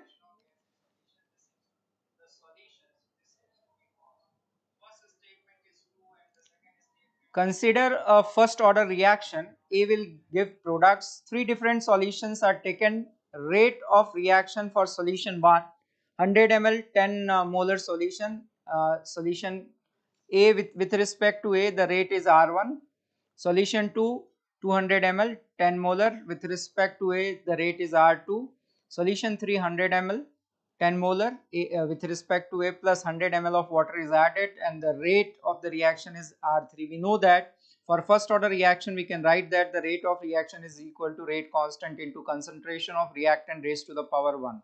So here for solution 1 and solution 2 the concentration of A is same, so we can say that for solution 1 and solution 2 the rate of reaction will be same, but when we are added 100 ml of water the concentration of the A becomes half and rate of reaction will be less in the third case. So if we try to write that what is the order of the rate of reaction, so rate R1 is equal to rate R2 is greater than R3. So it is based on simple concept, rate of reaction is rate constant, concentration of reactant raised to the power 1. So moving to the third question. Bohr's radius of hydrogen atom is 2.12 into 10 to the power minus 10 meter. Calculate the energy at this level. So Bohr's radius Rn is equal to 0.529 n square by z angstrom, that is 10 to the power minus 10 meter, and this radius is given as 2.12 into 10 to the power minus 10. So this 10 to the power minus 10 will cancel out. Z is equal to 1 for hydrogen atom. So this is almost half, and if we take this in denominator we can write that n square is equal to 2.12 divided by 0.529. So this is approximately 4. So if we take n is equal to 2, so the electron is present in second orbit. If we have to write the energy of electron in the second orbit in terms of joule, the Rydberg constant is equal to 2.18 into 10 to the power minus 18 z square upon n square. The value of z square will be 1, but the value of n square will be 4. So if we simplify, we are getting this value is minus 5.44 into 10 to the power minus 19. So the answer for this will be 1. Next question. So this question is based on formal charge. What is formal charge? Formal charge is the difference of electron before bond formation and after forming the bond. So if we try to write that what is the formal charge, we can say that number of valence electrons before bond formation minus the number of electrons in the form of bond pairs. So we can say that bond pair of electrons multiplied by half, because in one bond pair there are 2 electrons, plus we can say lone pair or unpaired electrons we can say, or non-bonding electrons we can say, right? So we can write here that these are remaining non-bonding electrons, So if we try to find out that what is the formal charge on nitrogen atom, it is denoted by 4. This is the fourth atom in the mol ion. So for nitrogen, valence electrons are 5, and in this structure you can see that there are 4 bond pairs, right? So we should write here 4. So the formal charge on nitrogen atom is +1. And if we go through the option, there could be second option and fourth option. So we'll calculate the formal charge on the first oxygen atom. So formal charge on the first oxygen atom can be written as before bonding. Before bonding, there are 6 valence electrons, and according to the structure here, first oxygen atom. So there are 6 unshared electrons, right? 6 unshared electrons are there, and corresponding to one bond pair, one electron will be there. So the valence uh, after forming the bond will be 7. So the difference of this is coming -1, right? So till now also we cannot distinguish between 2 and 4. So we have to calculate for the second oxygen atom. For second oxygen atom, before bond formation, 6 electrons are there. There is a negative charge after formation of the bond. So 6 unshared electron and 1 bond pair electron. So there are 7 electrons. So the difference will be -1, right? So from here we get that the second option will be correct. We can also check for the third oxygen atom. For the third oxygen atom, before bond formation, 6 electrons are there. There are 2 bonds, so corresponding to 2 electrons, and there are 4 electrons which is not forming bond, right? So unshared electrons are 4. So the difference of these two will be 0, right? So from there we are now confirmed that second option is the answer for this. Moving to the next question, an element from first transition series and another element from third transition series, same group, do not liberate hydrogen gas from dilute acid like HCl. So this information is telling that it could be copper, silver and gold. Copper, silver and gold, and both form halides. The hybridization state of metal ion halide respectively are. So copper can form CuCl4. This complex is also given in chemical equilibrium, which is blue in color, and we are doing a lab test based on this compound. So at room temperature it is blue in color. Then the third transition series element is gold, and it can form AuCl4 minus. So here copper is present in +2 oxidation state and chlorine is weak field ligand. So if we write the electronic configuration of copper, the copper in +2, that will be 3d9 4s0, because the electronic configuration of copper atom is 3d10 4s1. If you remove 2 electrons, it will be 3d9 4s0. So we can say here it is weak field ligand. So d orbitals cannot be used, and there are 4 ligands, so hybridization will be sp3. Coming to AuCl4 minus, gold is present in +3 oxidation state. So if we try to write that what is the electronic configuration of gold, so gold in +3 have electronic configuration 5d86s0, and since it is 3d series, right, so we can say that the crystal field splitting energy is greater than mean pairing energy, or we can say that crystal field splitting energy of a square planar complex is greater than the mean pairing energy. In case of the square planar complex, the orbitals will be distributed in this form. So if we try to fill 8 electrons into it, there is no unpaired electrons here, and d orbital is vacant. This d orbital is dx square y square orbital, so hybridization of this will be dsp2. So from here we can say that the third option is correct. Moving to the next question. So sodium extract of organic compound of 0.1 gram is treated with chlorine water and carbon tetrachloride, which dissolve the organic solvent, producing a violet color. So this violet color in carbon tetrachloride is indicating that this sodium extract contains NaI. So the halogen which is present in the organic compound is iodine. So now we have 0.1 gram. From this we are producing silver iodide. The mass of silver iodide is yellow in color. The mass is given, that is 0.12 gram. So we can find out what is the number of moles of AgI.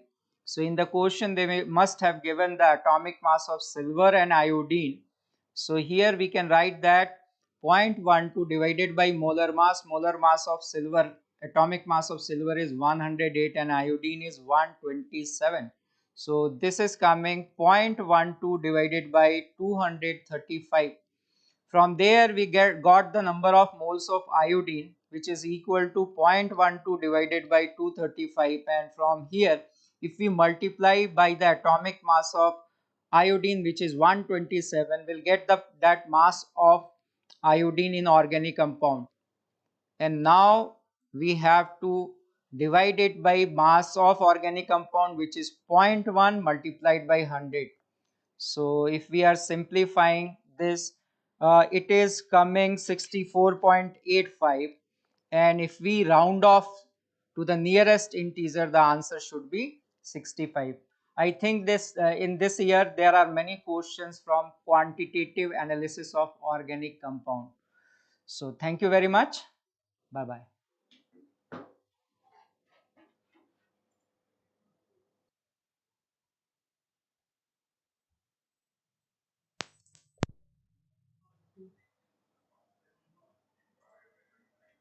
So here is the question of organic again, which is of aryl halide, right? This aryl halide here, इसको नाम दिया है P. The name given to this particular compound is given P, and they are asking the incorrect statement. We have to be very vigilant about what is being asked, correct, incorrect. So incorrect statement is being asked. They are saying P is less reactive than benzyl chloride. Now what is benzyl chloride? Benzyl chloride is CH2Cl. Now this particular compound, that is benzyl chloride, is better in reaction in terms of rate I am talking, as compared to this given compound. What is the given compound? To this I am saying this is aryl chloride, or in general if I want to say aryl halide. So as compared to aryl halide, for all type of nucleophilic substitution, whether you talk of SN1 or SN2, benzyl chloride is much faster, right? So P is less reactive. Yes, that is now a true statement, and we are asked to mark incorrect. So this can't be the answer. Move to next point. In P, CCl bond has partial double bond character. Certainly it has a double bond character. Why? Because there is resonance, and due to this resonance, carbon chlorine bond here acquires partial double bond nature, partial double bond character. So this statement again is true, is correct, and can't be the answer. Moving to third, chlorine is an ortho-para directing group. Bilkul sahi. That is absolutely correct, because ortho-para directing but deactivating is the nature of all halogens towards electrophilic substitution reaction. So this statement is also correct. Let's move to the fourth statement. P can undergo nucleophilic substitution reaction. Well, can undergo, till here it is okay. But what is this written? At normal conditions? No, not at all. At very high, at vigorous conditions only, we get nucleophilic substitution on aryl halides. So, if that is so, this statement is false, is incorrect, and thus should be the answer. So, answer for this should be option number 4. Right? Let's move to next question. In the following reaction sequence, identify compound R. So, this R they are asking. Let us first revise what all reactions here are. First reaction, that phenol is made to react with NaOH.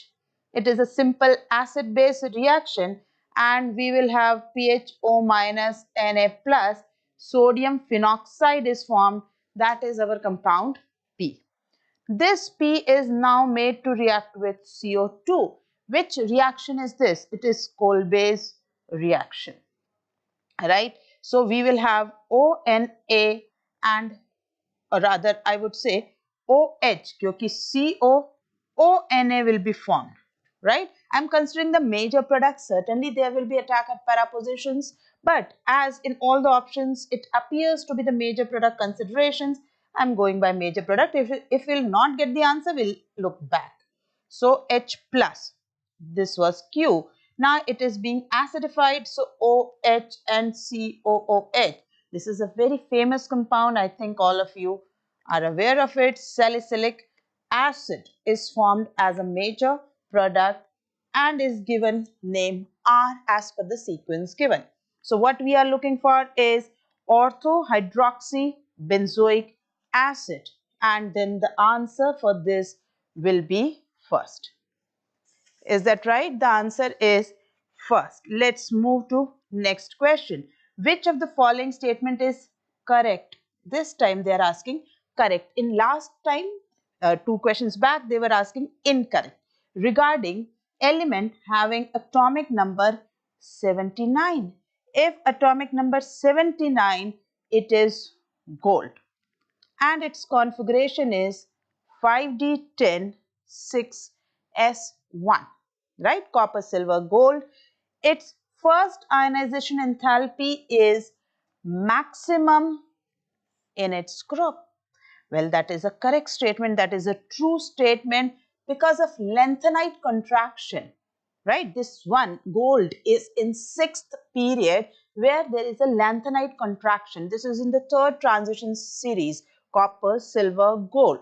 So due to lengthenite contraction, you are aware that the 2nd transition series element and 3rd transition series element of this particular group will have similar size, but definitely effective nuclear force is very high due to increased number of electrons. As a result, 5D10 6S1 was expected to be having lower ionization energy, but due to lengthenite contraction, it has the maximum in its group. Correct statement. Its first ionization enthalpy is minimum. Of course, this is now false.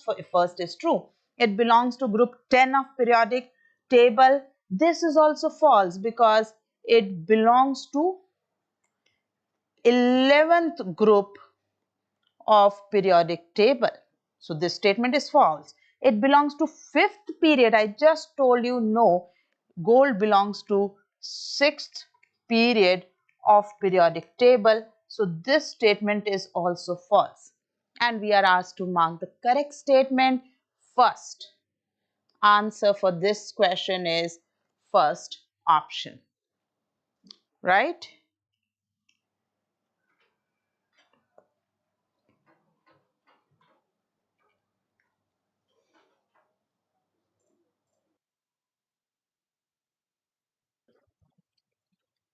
Hi everyone. Today's morning first shift paper 1. Already 5 questions are completed. The 6th question is, observe, the question is the solution of the differential equation x dy minus y dx is equal to square root of x square plus y square dx is, where c is integration of constant. The options are given. As usual, observing the equation x dy minus y dx is equal to square root of x square plus y square. Square root of x square plus y square. You observe that equation. Observing that equation, it is very clear the x dy y dx minus y dx is equal to square root of x square plus y square is there. By using that one, that is the given differential equation, we are going to write as the solution. Directly you observe the given differential equation is x dy minus y dx is equal to square root of x square plus y square dx. Now the left hand side, if you are observing x dy minus y dx, it is a part of differential of y by x. That's why we are dividing this entire equation with x square.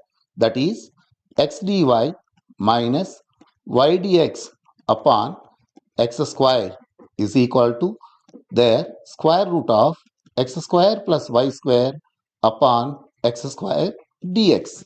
Now it is very clear, the left side of the equation is differential of y by x. It is differential of y by x is equal to, now the RHS side is square root of x square plus y square upon x square.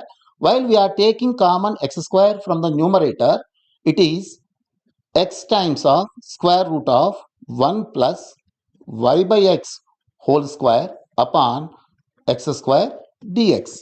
Now the numerator 1x and in the denominator 2x's are there. Out of them 1 is cancelled. Now it becomes as differential of y by x is equal to square root of 1 plus y by x whole square into dx by x. Now observe, the LHS is differential of y by x and RHS is square root of 1 plus y by x whole square into dx by x, whereas dx by x is directly integrable. So the next term is, that is square root of 1 plus y by x whole square. We are taking that one into the left hand side. While we consider that one into the left hand side, it becomes as differential of y by x upon square root of 1 plus y by x whole square is equal to dx by x. Now it is very clear, the LHS and RHS both are integrable. Now I am applying the integration on both sides, that is integral differential of y by x upon square root of 1 plus y by x whole square is equal to integral dx by x. Now directly it is a formula. Integral differential of y by x by square root of 1 plus y by x whole square is log of mod y by x plus square root of 1 plus y by x whole square to the base e is equal to log x to the base e plus log c to the base c, where c is the constant of integration. Now both sides we are taking the cancel out logarithms. Now we get this one as y by x plus square root of x square plus y square upon x square is equal to cx. Now from this we get y plus square root of x square plus y square is equal to cx square. Now from this square root of x square plus y square is equal to cx square minus y. This is the solution of the given differential equation. The problem is very simple, but they used the differentials concept. By using the differentials concept, it is very simple and the level of the problem is as moderate it is. This is the first question, that is the sixth question.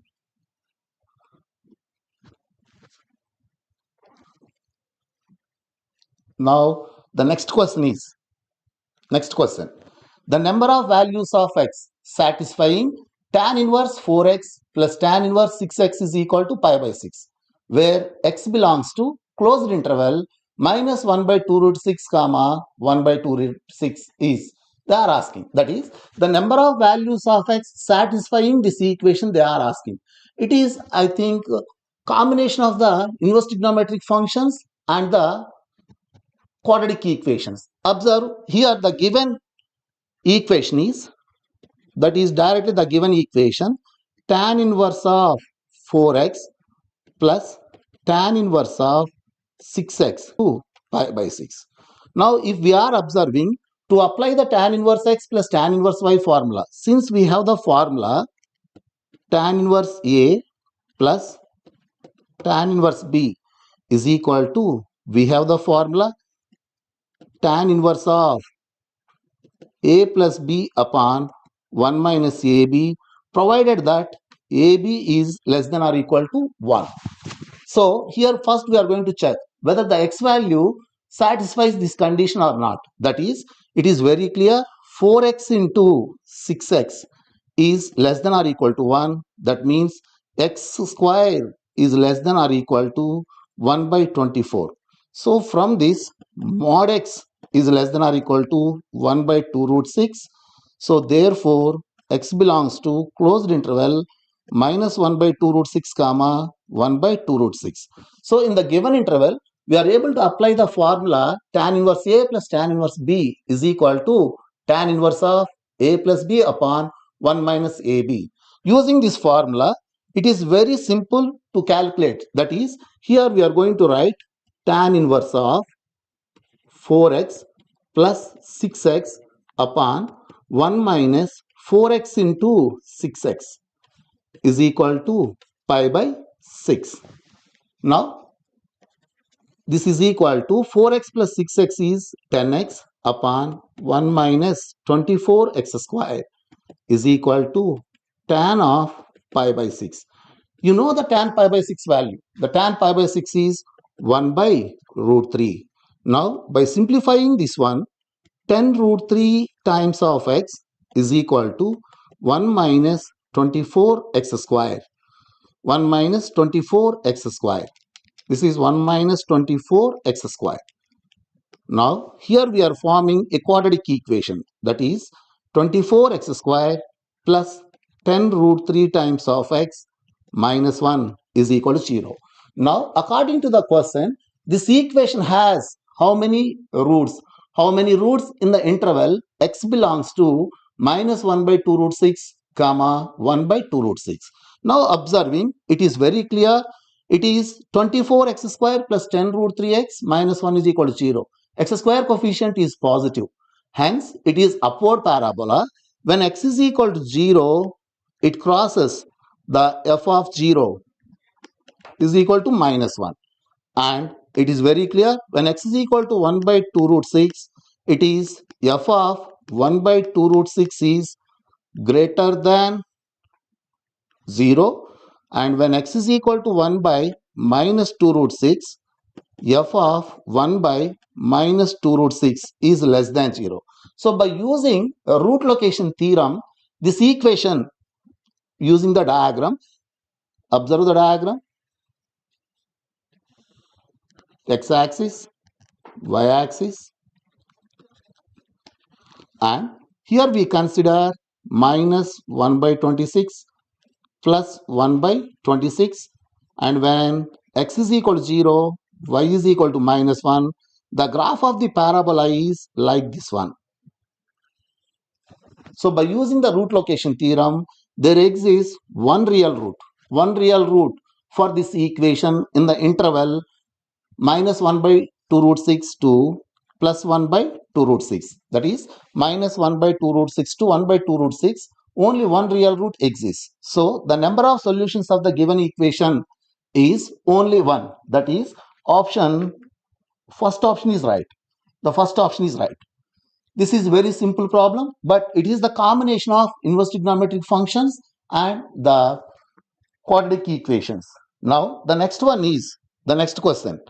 Observe the next question. The next question is related to the definite integration, and it is combination of the definite integration and the greatest integer function concept. That is, you observe the question, the value of integral minus pi by 2 to pi by 2 dx upon integral part of x plus 4 is the value they are asking, where the box represents the greatest integer function.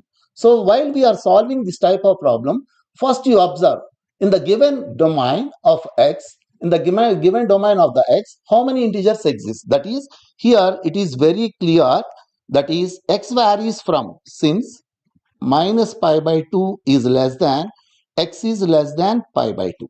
Now, in between these, integral part of x values are, integral part of x is equal to, what we are getting here, minus 2, minus 1, 0 and 1 we get.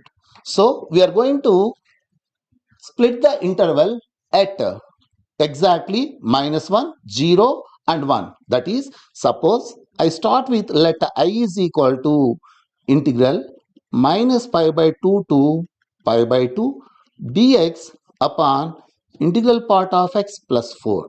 Now, according to the greatest integer function definition, it can be split at minus pi by 2 to minus 1.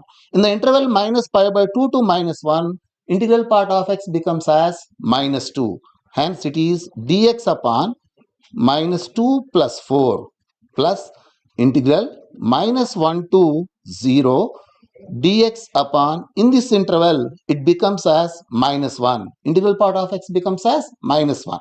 -1 plus 4 plus integral 0 to 1, 0 to 1 dx upon, in this interval, integral part of x becomes as 0. 0 plus 4 plus integral 1 to pi by 2, 1 to pi by 2 dx upon, in this interval where x varies from 1 to pi by 2, integral part of x becomes as 1, 1 plus 4. Now, by simplifying this one, directly we are simplifying this one. You know how we are simplifying this one? That is, the first one becomes as, that is, I is equal to integral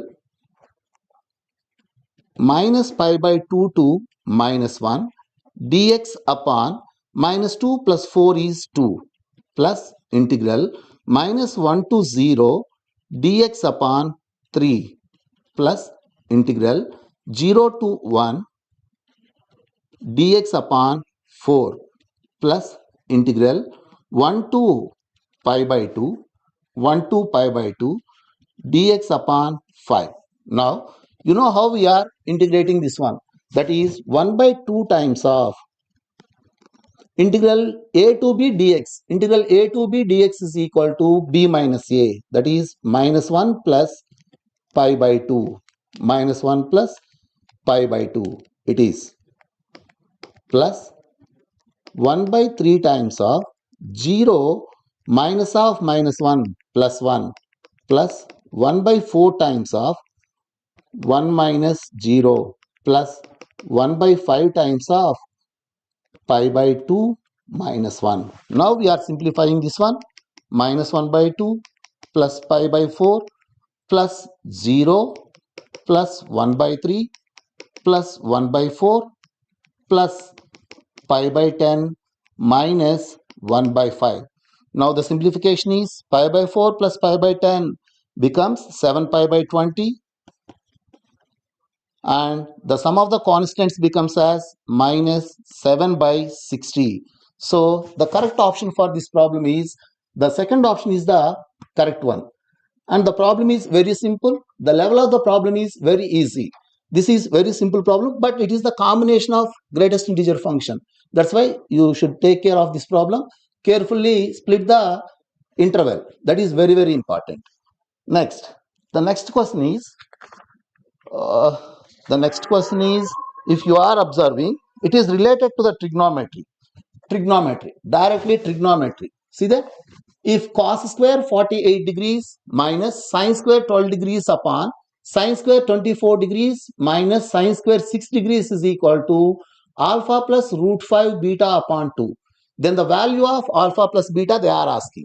The problem is direct application of the trigonometric standard formula. That is, observing the numerator, it is in the form of directly cos square a minus sin square b formula. It is a formula, you know that. Cos square a minus sin square b is equal to cos a plus b into cos a minus b. Similarly, the numerator, observing the numerator, it is in the form of sin square a minus sin square b. So it is also a direct formula. Sin square a minus sin square b is sin of a plus b into sin of a minus b. So the required one here for the solution, I am writing like this one: alpha plus root 5 times of beta upon 2 is equal to cos square a minus sin square b. It is cos of a plus b, 48 plus 12 degrees into cos of 48 minus 12 degrees. Cos a plus b into cos of a minus b upon sin of a plus b, sin of 24 degrees plus 6 degrees into sin of 24 degrees minus 6 degrees. Now this is equal to cos 60 degrees into cos 36 degrees upon sin 30 degrees into sin 18 degrees. Observing cos 60 degrees, sin 30 degrees. 60 degrees and 30 degrees, both are the complementary angles. So cos 60 is equal to sin 30, hence cos 60 sin 30, both are cancelled. cos 36 degrees upon sin 18 degrees is the direct value. Cos 36 degrees is root 5 plus 1 by 4 upon root 5 minus 1 by 4. Now the simplifying this one, root 5 plus 1 by root 5 minus 1. That is root 5 plus 1 upon root 5 minus 1. But they can be given in the LHS alpha plus root 5 beta by 2. That's why we are going to rationalize this one. By rationalizing this one, that is alpha plus root 5 beta by 2 is equal to root 5 plus 1 whole square by root 5 whole square minus 1 square. This is equal to 6 plus 2 root 5 upon 4, or this is equal to 3 plus root 5 by 2. So here alpha plus root 5 times of beta is equal to 3 plus root 5. So equating the rational and irrational terms both sides, we get alpha is equal to 3, beta is equal to 1. But they are asking alpha plus beta. So alpha plus beta is equal to 4. That is, the third option is correct. The problem is very simple and direct formula application. So the level of the question is very easy. So everyone doing this one. That's why it is very simple problem. Next, the 10th question. The 10th question is related to the integration. Direct question from the integration. Integral cos x whole to the power of minus 5 by 2 sin x whole to the power of minus 11 by 2 dx is equal to p1 upon q1 into cot x whole to the power of 9 by 2 plus p2 upon q2 into cot x whole to the power of 5 by 2 plus p3 upon q3 into cot x whole to the power of 1 by 2 minus p4 upon q4 cot x whole to the power of minus 3 by 2 plus c, where x is, that is not x, actually careful, it is c, where c is constant of integration. Then the value of 15 times of p1, p2, p3, p4 upon q1, q2, q3, q4. Now observing this problem is the RHS contains only cot x trigonometric ratio. That's why we try to convert the left hand side in terms of cot x and cosecant square x.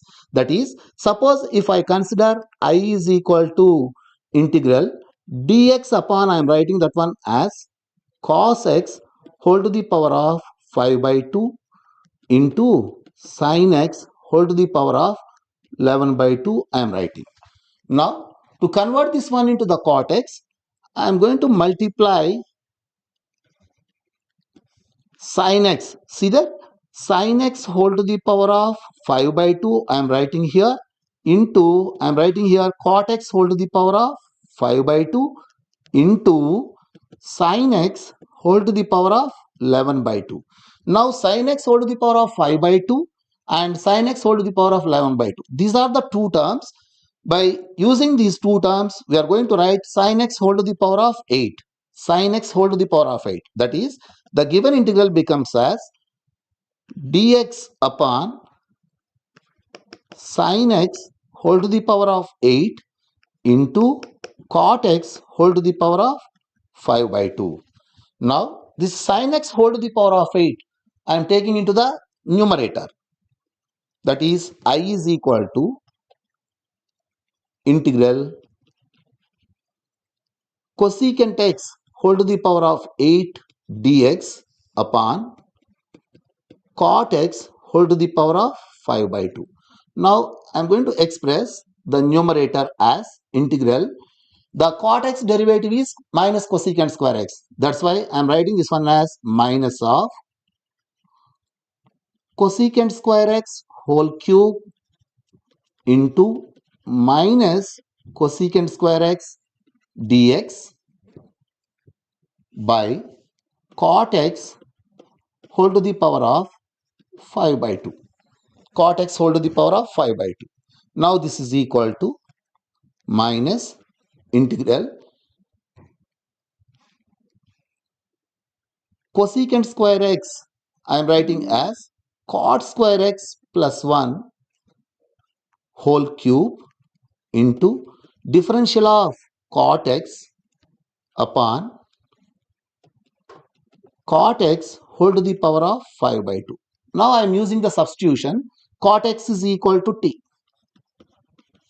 Put cot x is equal to t. So from this, differential of cot x is equal to dt.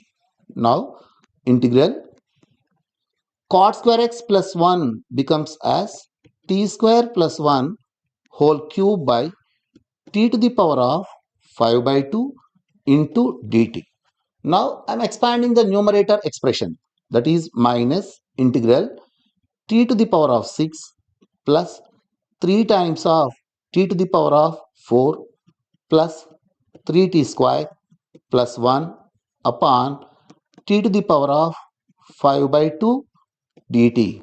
Now this is equal to minus integral t to the power of, I am separating the terms, t to the power of 6 minus 5 by 2. 6 minus 5 by 2 plus 3 into t to the power of 4 minus 5 by 2 plus 3 into t to the power of 2 minus 5 by 2 plus t to the power of minus 5 by 2 dt. It is dt. Now we are going to simplify this one. That is I is equal to integral minus of integral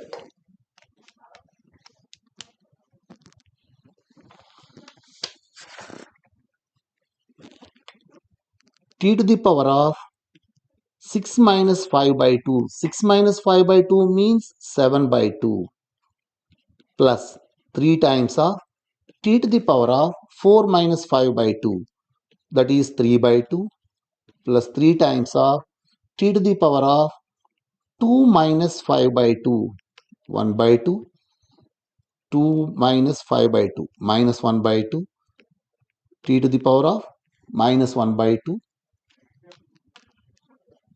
It is 3 times of t to the power of minus 1 by 2 plus t to the power of minus 5 by 2 dt. Minus of direct integration formula we are using. Integral t to the power of n dt is equal to t to the power of n plus 1, 9 by 2 by 9 by 2 plus 3 times of t to the power of 5 by 2 by 5 by 2 plus 3 into t to the power of 1 by 2 upon 1 by 2 plus t to the power of minus 3 by 2 upon minus 3 by 2 plus c, where c is the constant of integration. Now this is equal to minus of 2 by 9 times of t to the power of 9 by 2 minus of 6 by 5 times of t to the power of 5 by 2 minus of 6 by 1 times of t to the power of 1 by 2 minus of or plus 2 by 3 times of t to the power of minus 3 by 2 plus c, where t is equal to cot x. Now by comparing this one with p1 by q1, p2 by q2, p3 by q3 and p4 by q4, we want 15 times of p1, p2, p3, p4 upon q1, q2, q3, q4. This is equal to 15 times of minus 2 into minus 6 into minus 6 into, this becomes minus 2 upon q1 is 9 into 5 into 1 into 3. Now the simplification of this one, observing 5 3's cancelled, 3 cancelled. Next this is 2 and this is 2. So it is 16. 16 is the answer. That is, for the 10th question, 16. Option B is correct. The second option is correct.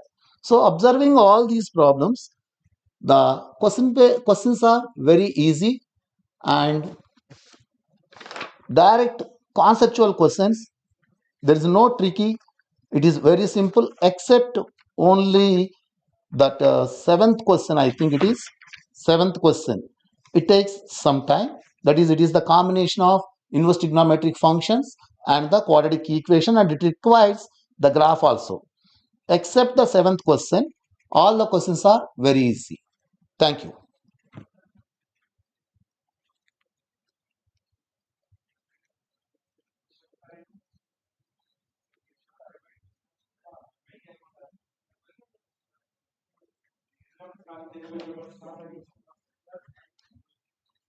Sir.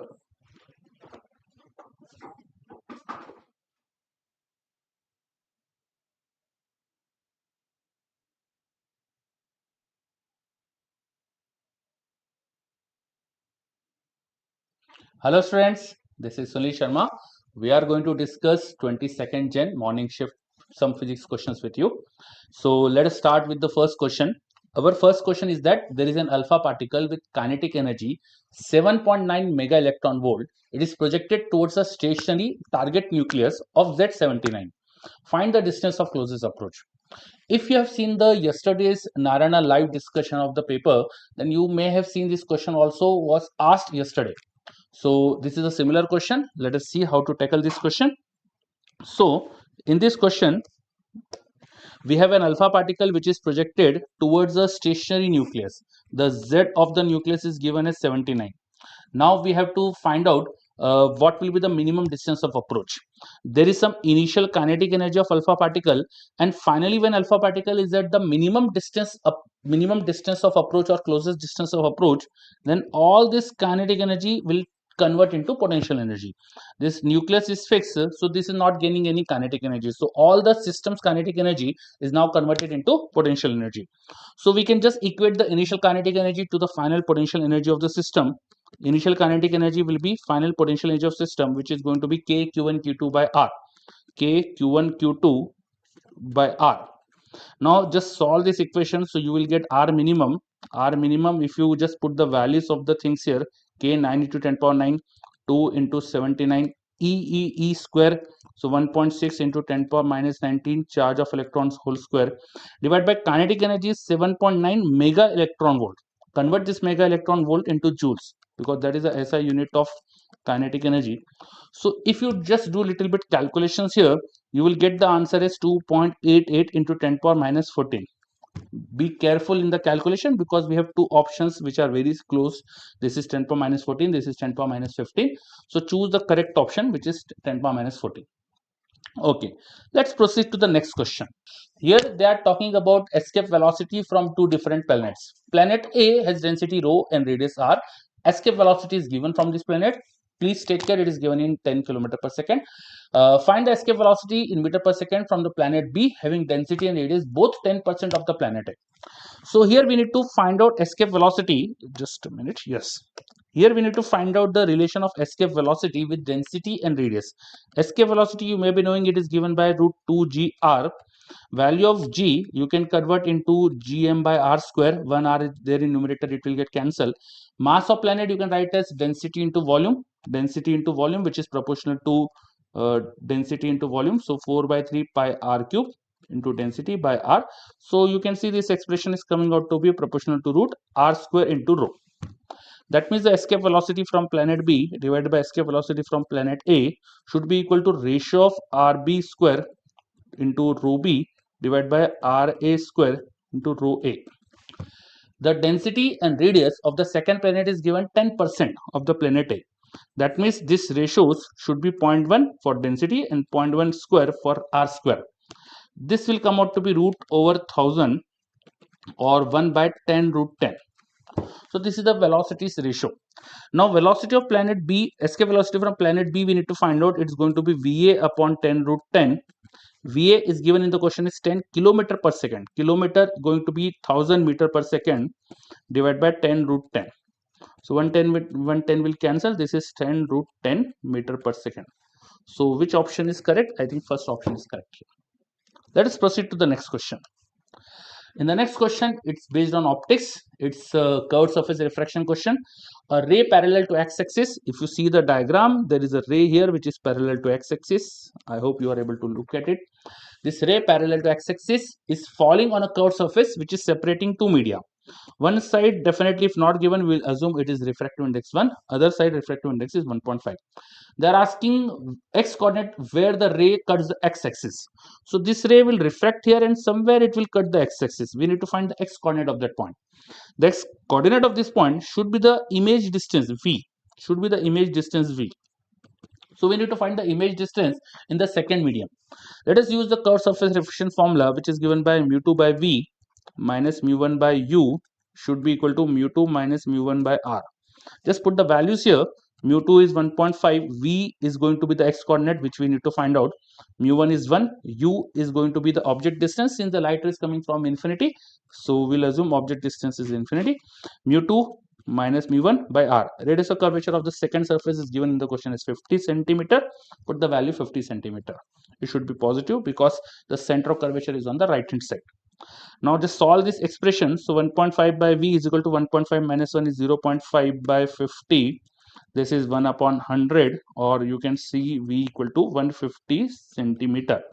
But since question is asking answer in meter, this is 1.5 meter. 1.5 meter is option A. So option A is the correct answer here. Let us proceed to the next question. Next question is an easy question based on EMI, electromagnetic induction. What they are saying, a conducting rod, mass m, length L, is moving on a infinite parallel rails of in vertical plane. The conducting rails are connected to resistance R also. This is the resistance R connected here at one end. Motion is in vertical plane and horizontal magnetic field is also switched on in the region. B is given. Find terminal speed of the rod. When rod has achieved a terminal speed, if suppose rod is achieving terminal speed, the speed of rod is constant. And as the rod is falling down, its gravitational potential energy is decreasing. So where that potential energy is going? That potential energy is actually converting into heat energy in resistor. So heat energy generated in resistor I square R should be the rate of loss of potential energy, which will be mgh is the potential energy. If you differentiate it, you will get mgvt. Now current generated here will be motional EMF, which is going to be BLV by R. If you substitute that here, so B square L square V square by R square into R, that is going to be mgvt. This is also terminal speed of the rod, Vt. Just rearrange this expression. They are asking Vt, so it's going to be mgr whole divided by B square L square. If you see, the third option is correct here. Again, a very easy question. Let us proceed to the next question. Next question is connected to sinusoidal EM wave. It's basically EM wave question. They are giving that electric field in the EM wave is given by this expression, and it is propagating in a non-magnetic material. So material is non-magnetic, you can assume the relative permeability of the material is 1. You need to find dielectric constant of the material. So looking at the expression of E vector, you can find the wave speed. Wave speed, let us call wave speed to be V because we don't know whether this is free space or not. So that will be negative of coefficient of t upon coefficient of x, which is 2 by 300. So if you see, this is 3 into 10 power 8 by 2. The speed of wave in the medium is known to you. Now speed of wave in free space upon speed of wave in the medium is the refractive index of material. And you know that is going to be root over mu r m to epsilon r. Mu r for non-magnetic material is 1 and epsilon r is nothing but dielectric constant, which we need to find out. So just put the value of C, which is 3 into 10 power 8 divided by speed of light in the medium, 3 by 2 into 10 power 8. You will see that root k is 2, so k should be equal to 4. Dielectric constant of the material is 4. Let us proceed to the next question. Next question is again an optics question. It involves combinations of lenses. In case 1, we can see there is a point object here and there is a combination of two lenses of focal length 5 and 10 centimeter. Take care that this 4 centimeter is negative, should be negative because the lens is concave. And the magnification for this object in the two cases is m1 and m2. They are asking ratio of magnification. Find m1 by m2. So let us calculate the magnifications first in these two cases, then we will find their ratios. For calculation of magnification in this first case, I will first find out what is the effective focal length. Okay, because we have a combination of lenses, so 1 by f effective is going to be 1 by f1, which is plus 5, plus 1 upon f2, f2 is minus 4. So solve for the focal length of this system. This is going to be 4 minus 5 upon 4, 5, 20. This is going to be f is equal to minus 20. So the focal length of first case is minus 20.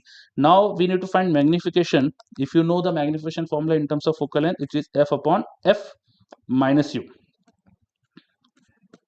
For lenses, we should use plus u. For mirrors, we should use minus u. So just put the values of focal length. Focal length is minus 20, u value is minus 10. Solve this, it is minus 20 by minus 30. So magnification in first case is going to be 2 by 3. This is a case 1 magnification. Now we have to find case 2 magnification. But case 2 is very interesting. Here lenses have some small separation between them. If you observe the first lens, his distance of object is 10 and focal length is 5. The double of focal length, the 2f point, is going to be at 10 centimeter.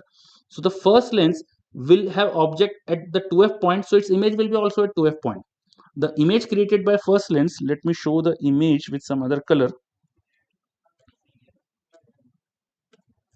Okay, let's, I think this option, just a minute. Okay, let us use some other color to show the image. So from the first lens, the object image will be created at the same distance to f, that is at 10 centimeter. The diagram is not to the scale. This distance is going to be 10 centimeter and this is 1 centimeter. That means for the second lens, the object distance, is nothing but 9 centimeter. That means this second lens have an object at 9 centimeter and this is a virtual object. The light rays incident on the second lens are going to converge at this point.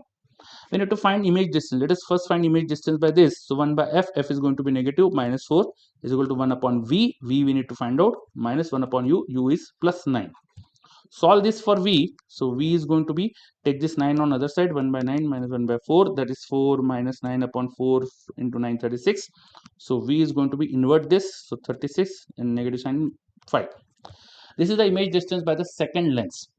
First lens, because object is at 2f, image is at 2f, the magnification created by this will be minus 1 by the first lens. Second lens magnification, v is known to you, so magnification by second lens, let's call that m dash, that is going to be v, which is minus 36 by 5 divided by u, which is minus 9, plus 9. Plus 9. So if you solve this, this is going to be minus 4 by 5.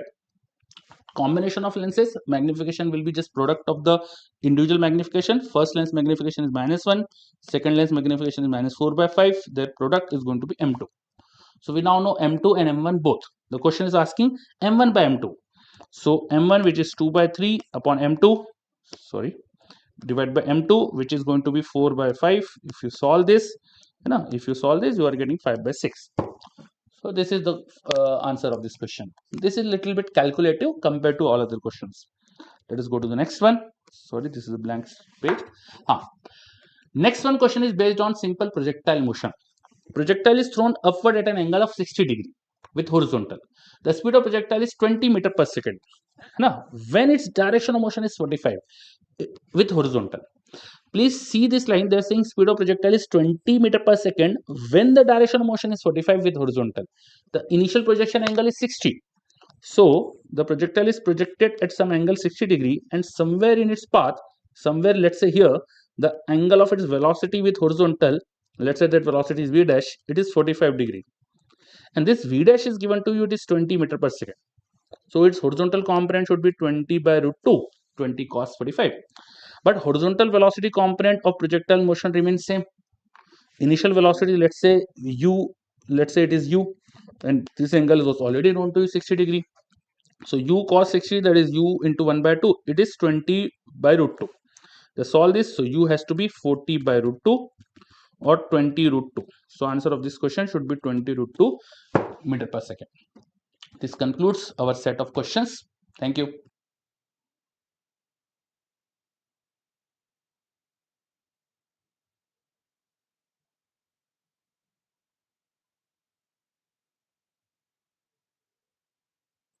Hello students, so we are going to discuss that January 22nd shift 1 paper. So in that first question we have here is that this area of the region they are asking here, that this region is defined by these set of points, and that area is divided by a vertical line x equal to -1, and that area ratio they are asking m is to n. Then after that they are asking the value of m plus n.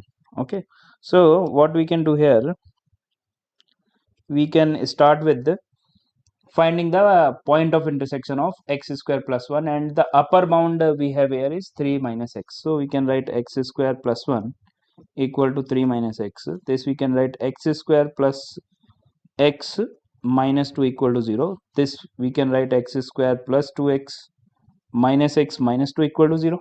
Correct.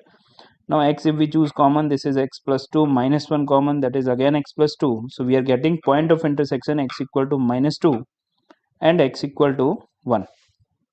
So this region we can write, so M region we can say is upper curve minus lower curve, and that limit we can choose from minus 2 to minus 1.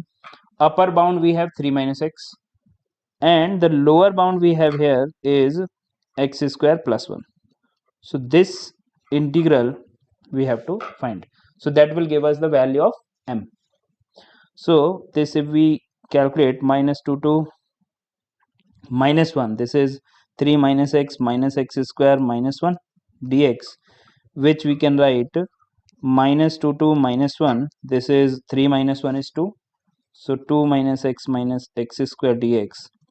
If we solve this, we will get that value 7 by 6. In the same way, we can write the another region, that is n they are denoting. So n we can write limit is from minus 1 to 1 and 2 minus x square dx. If we solve this, then we are going to get value 20 by 6. So they are asking a m by n ratio. M by n ratio will be 6 and 6 we can cancel. So that is 7 by 20, and m plus n is nothing but 27.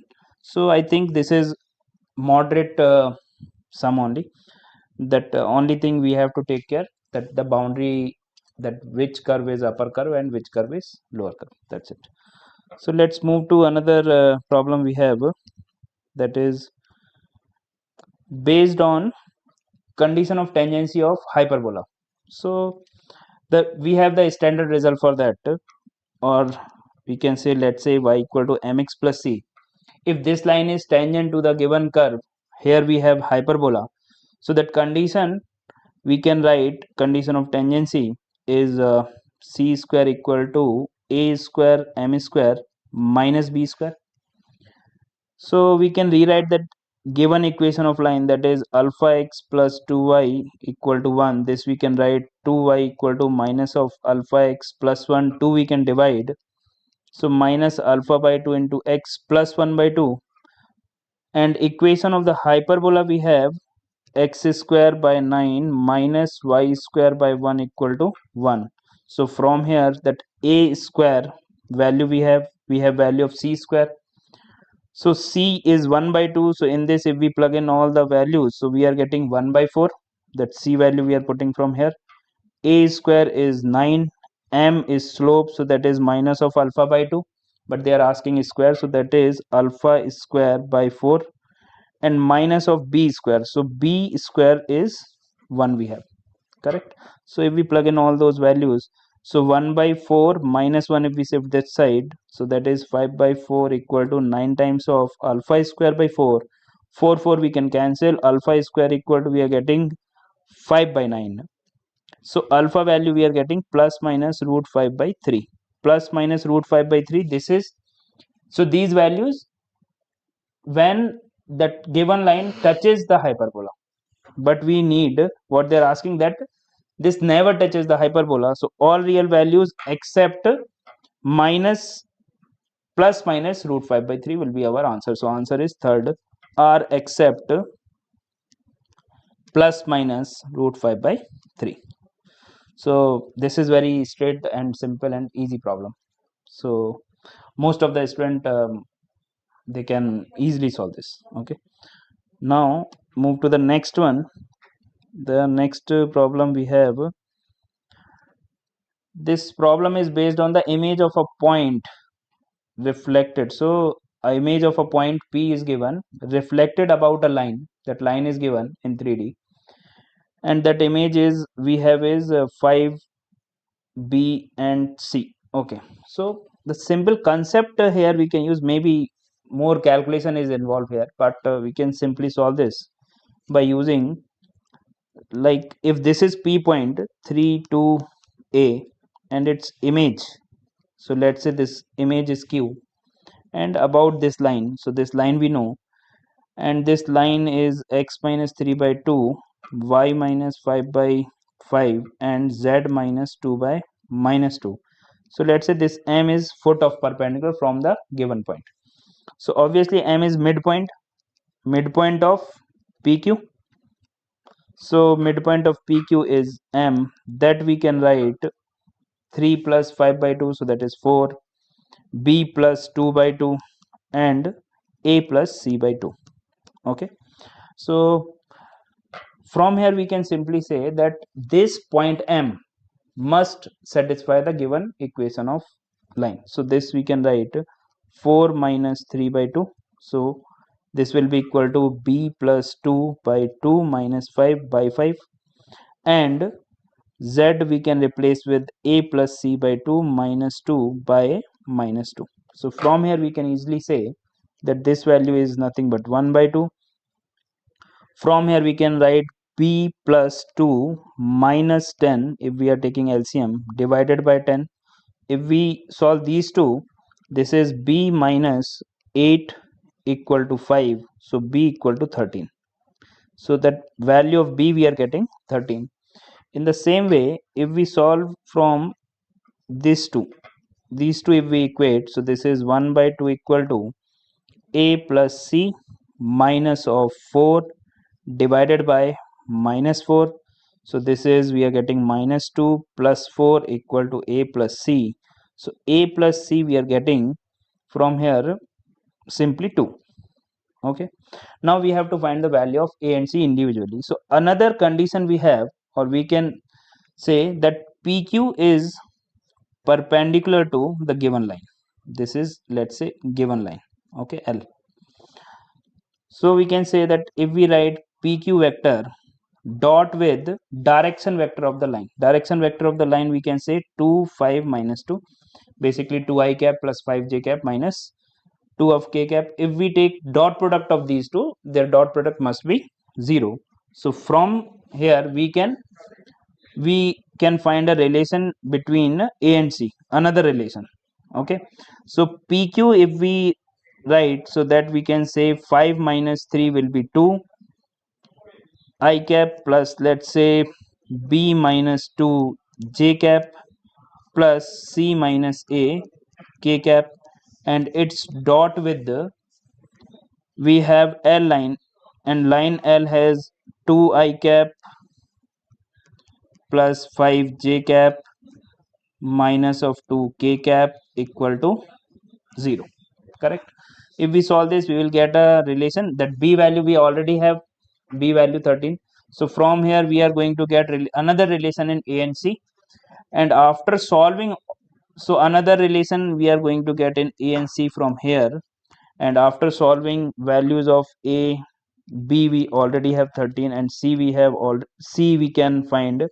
So a value we are going to get minus 55 by 4, and c value we are going to get 63 by 4, and they are asking a square plus b square plus c square.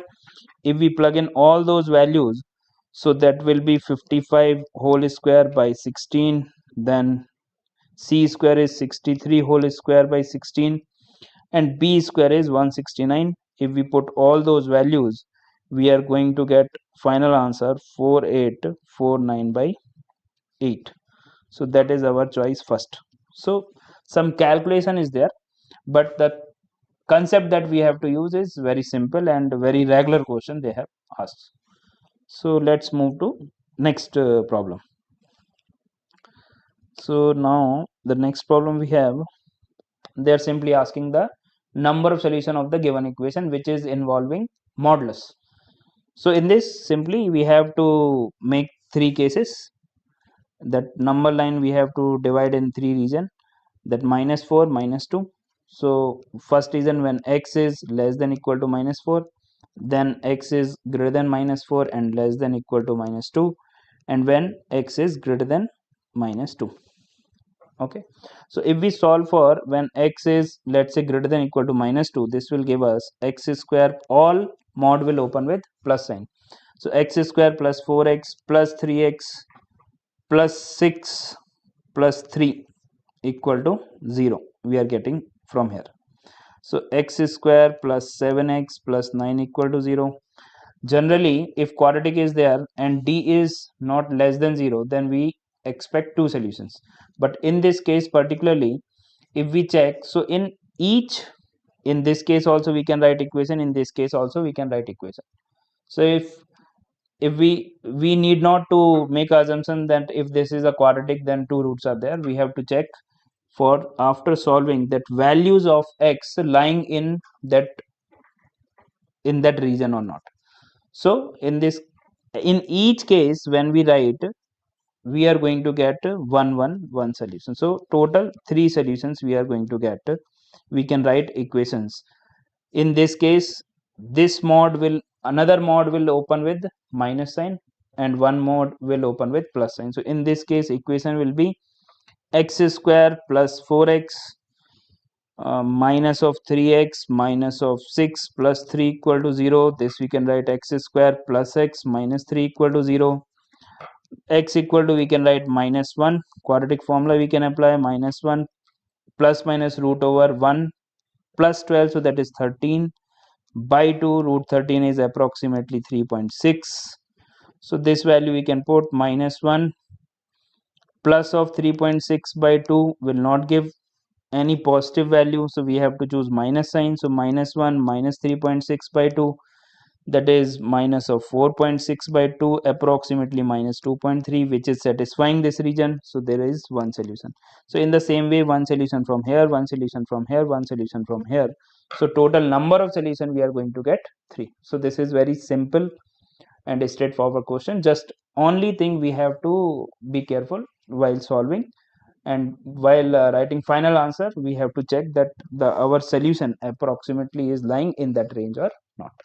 Okay, so let's move to another problem. So this problem is based on the probability distribution. So just we have to read the question and what they're asking we have to just follow. So that summation px, we can say that is 1. So if we add them all, so 6k square plus 2k square plus again 2k square, so this is 10k square. Then k, for x equal to 0 we have k, then for x equal to 3 we have another k, then for 4 we have 4k and other 3k, so this we are getting 9k. So 10k square plus 9k, sum should be 1, so this is 1. So 10k square plus 9k minus 1 equal to 0. If we solve this, that k value, that is legit, is 1 by 10. Now they are asking p for x 3 open and less than equal to 6.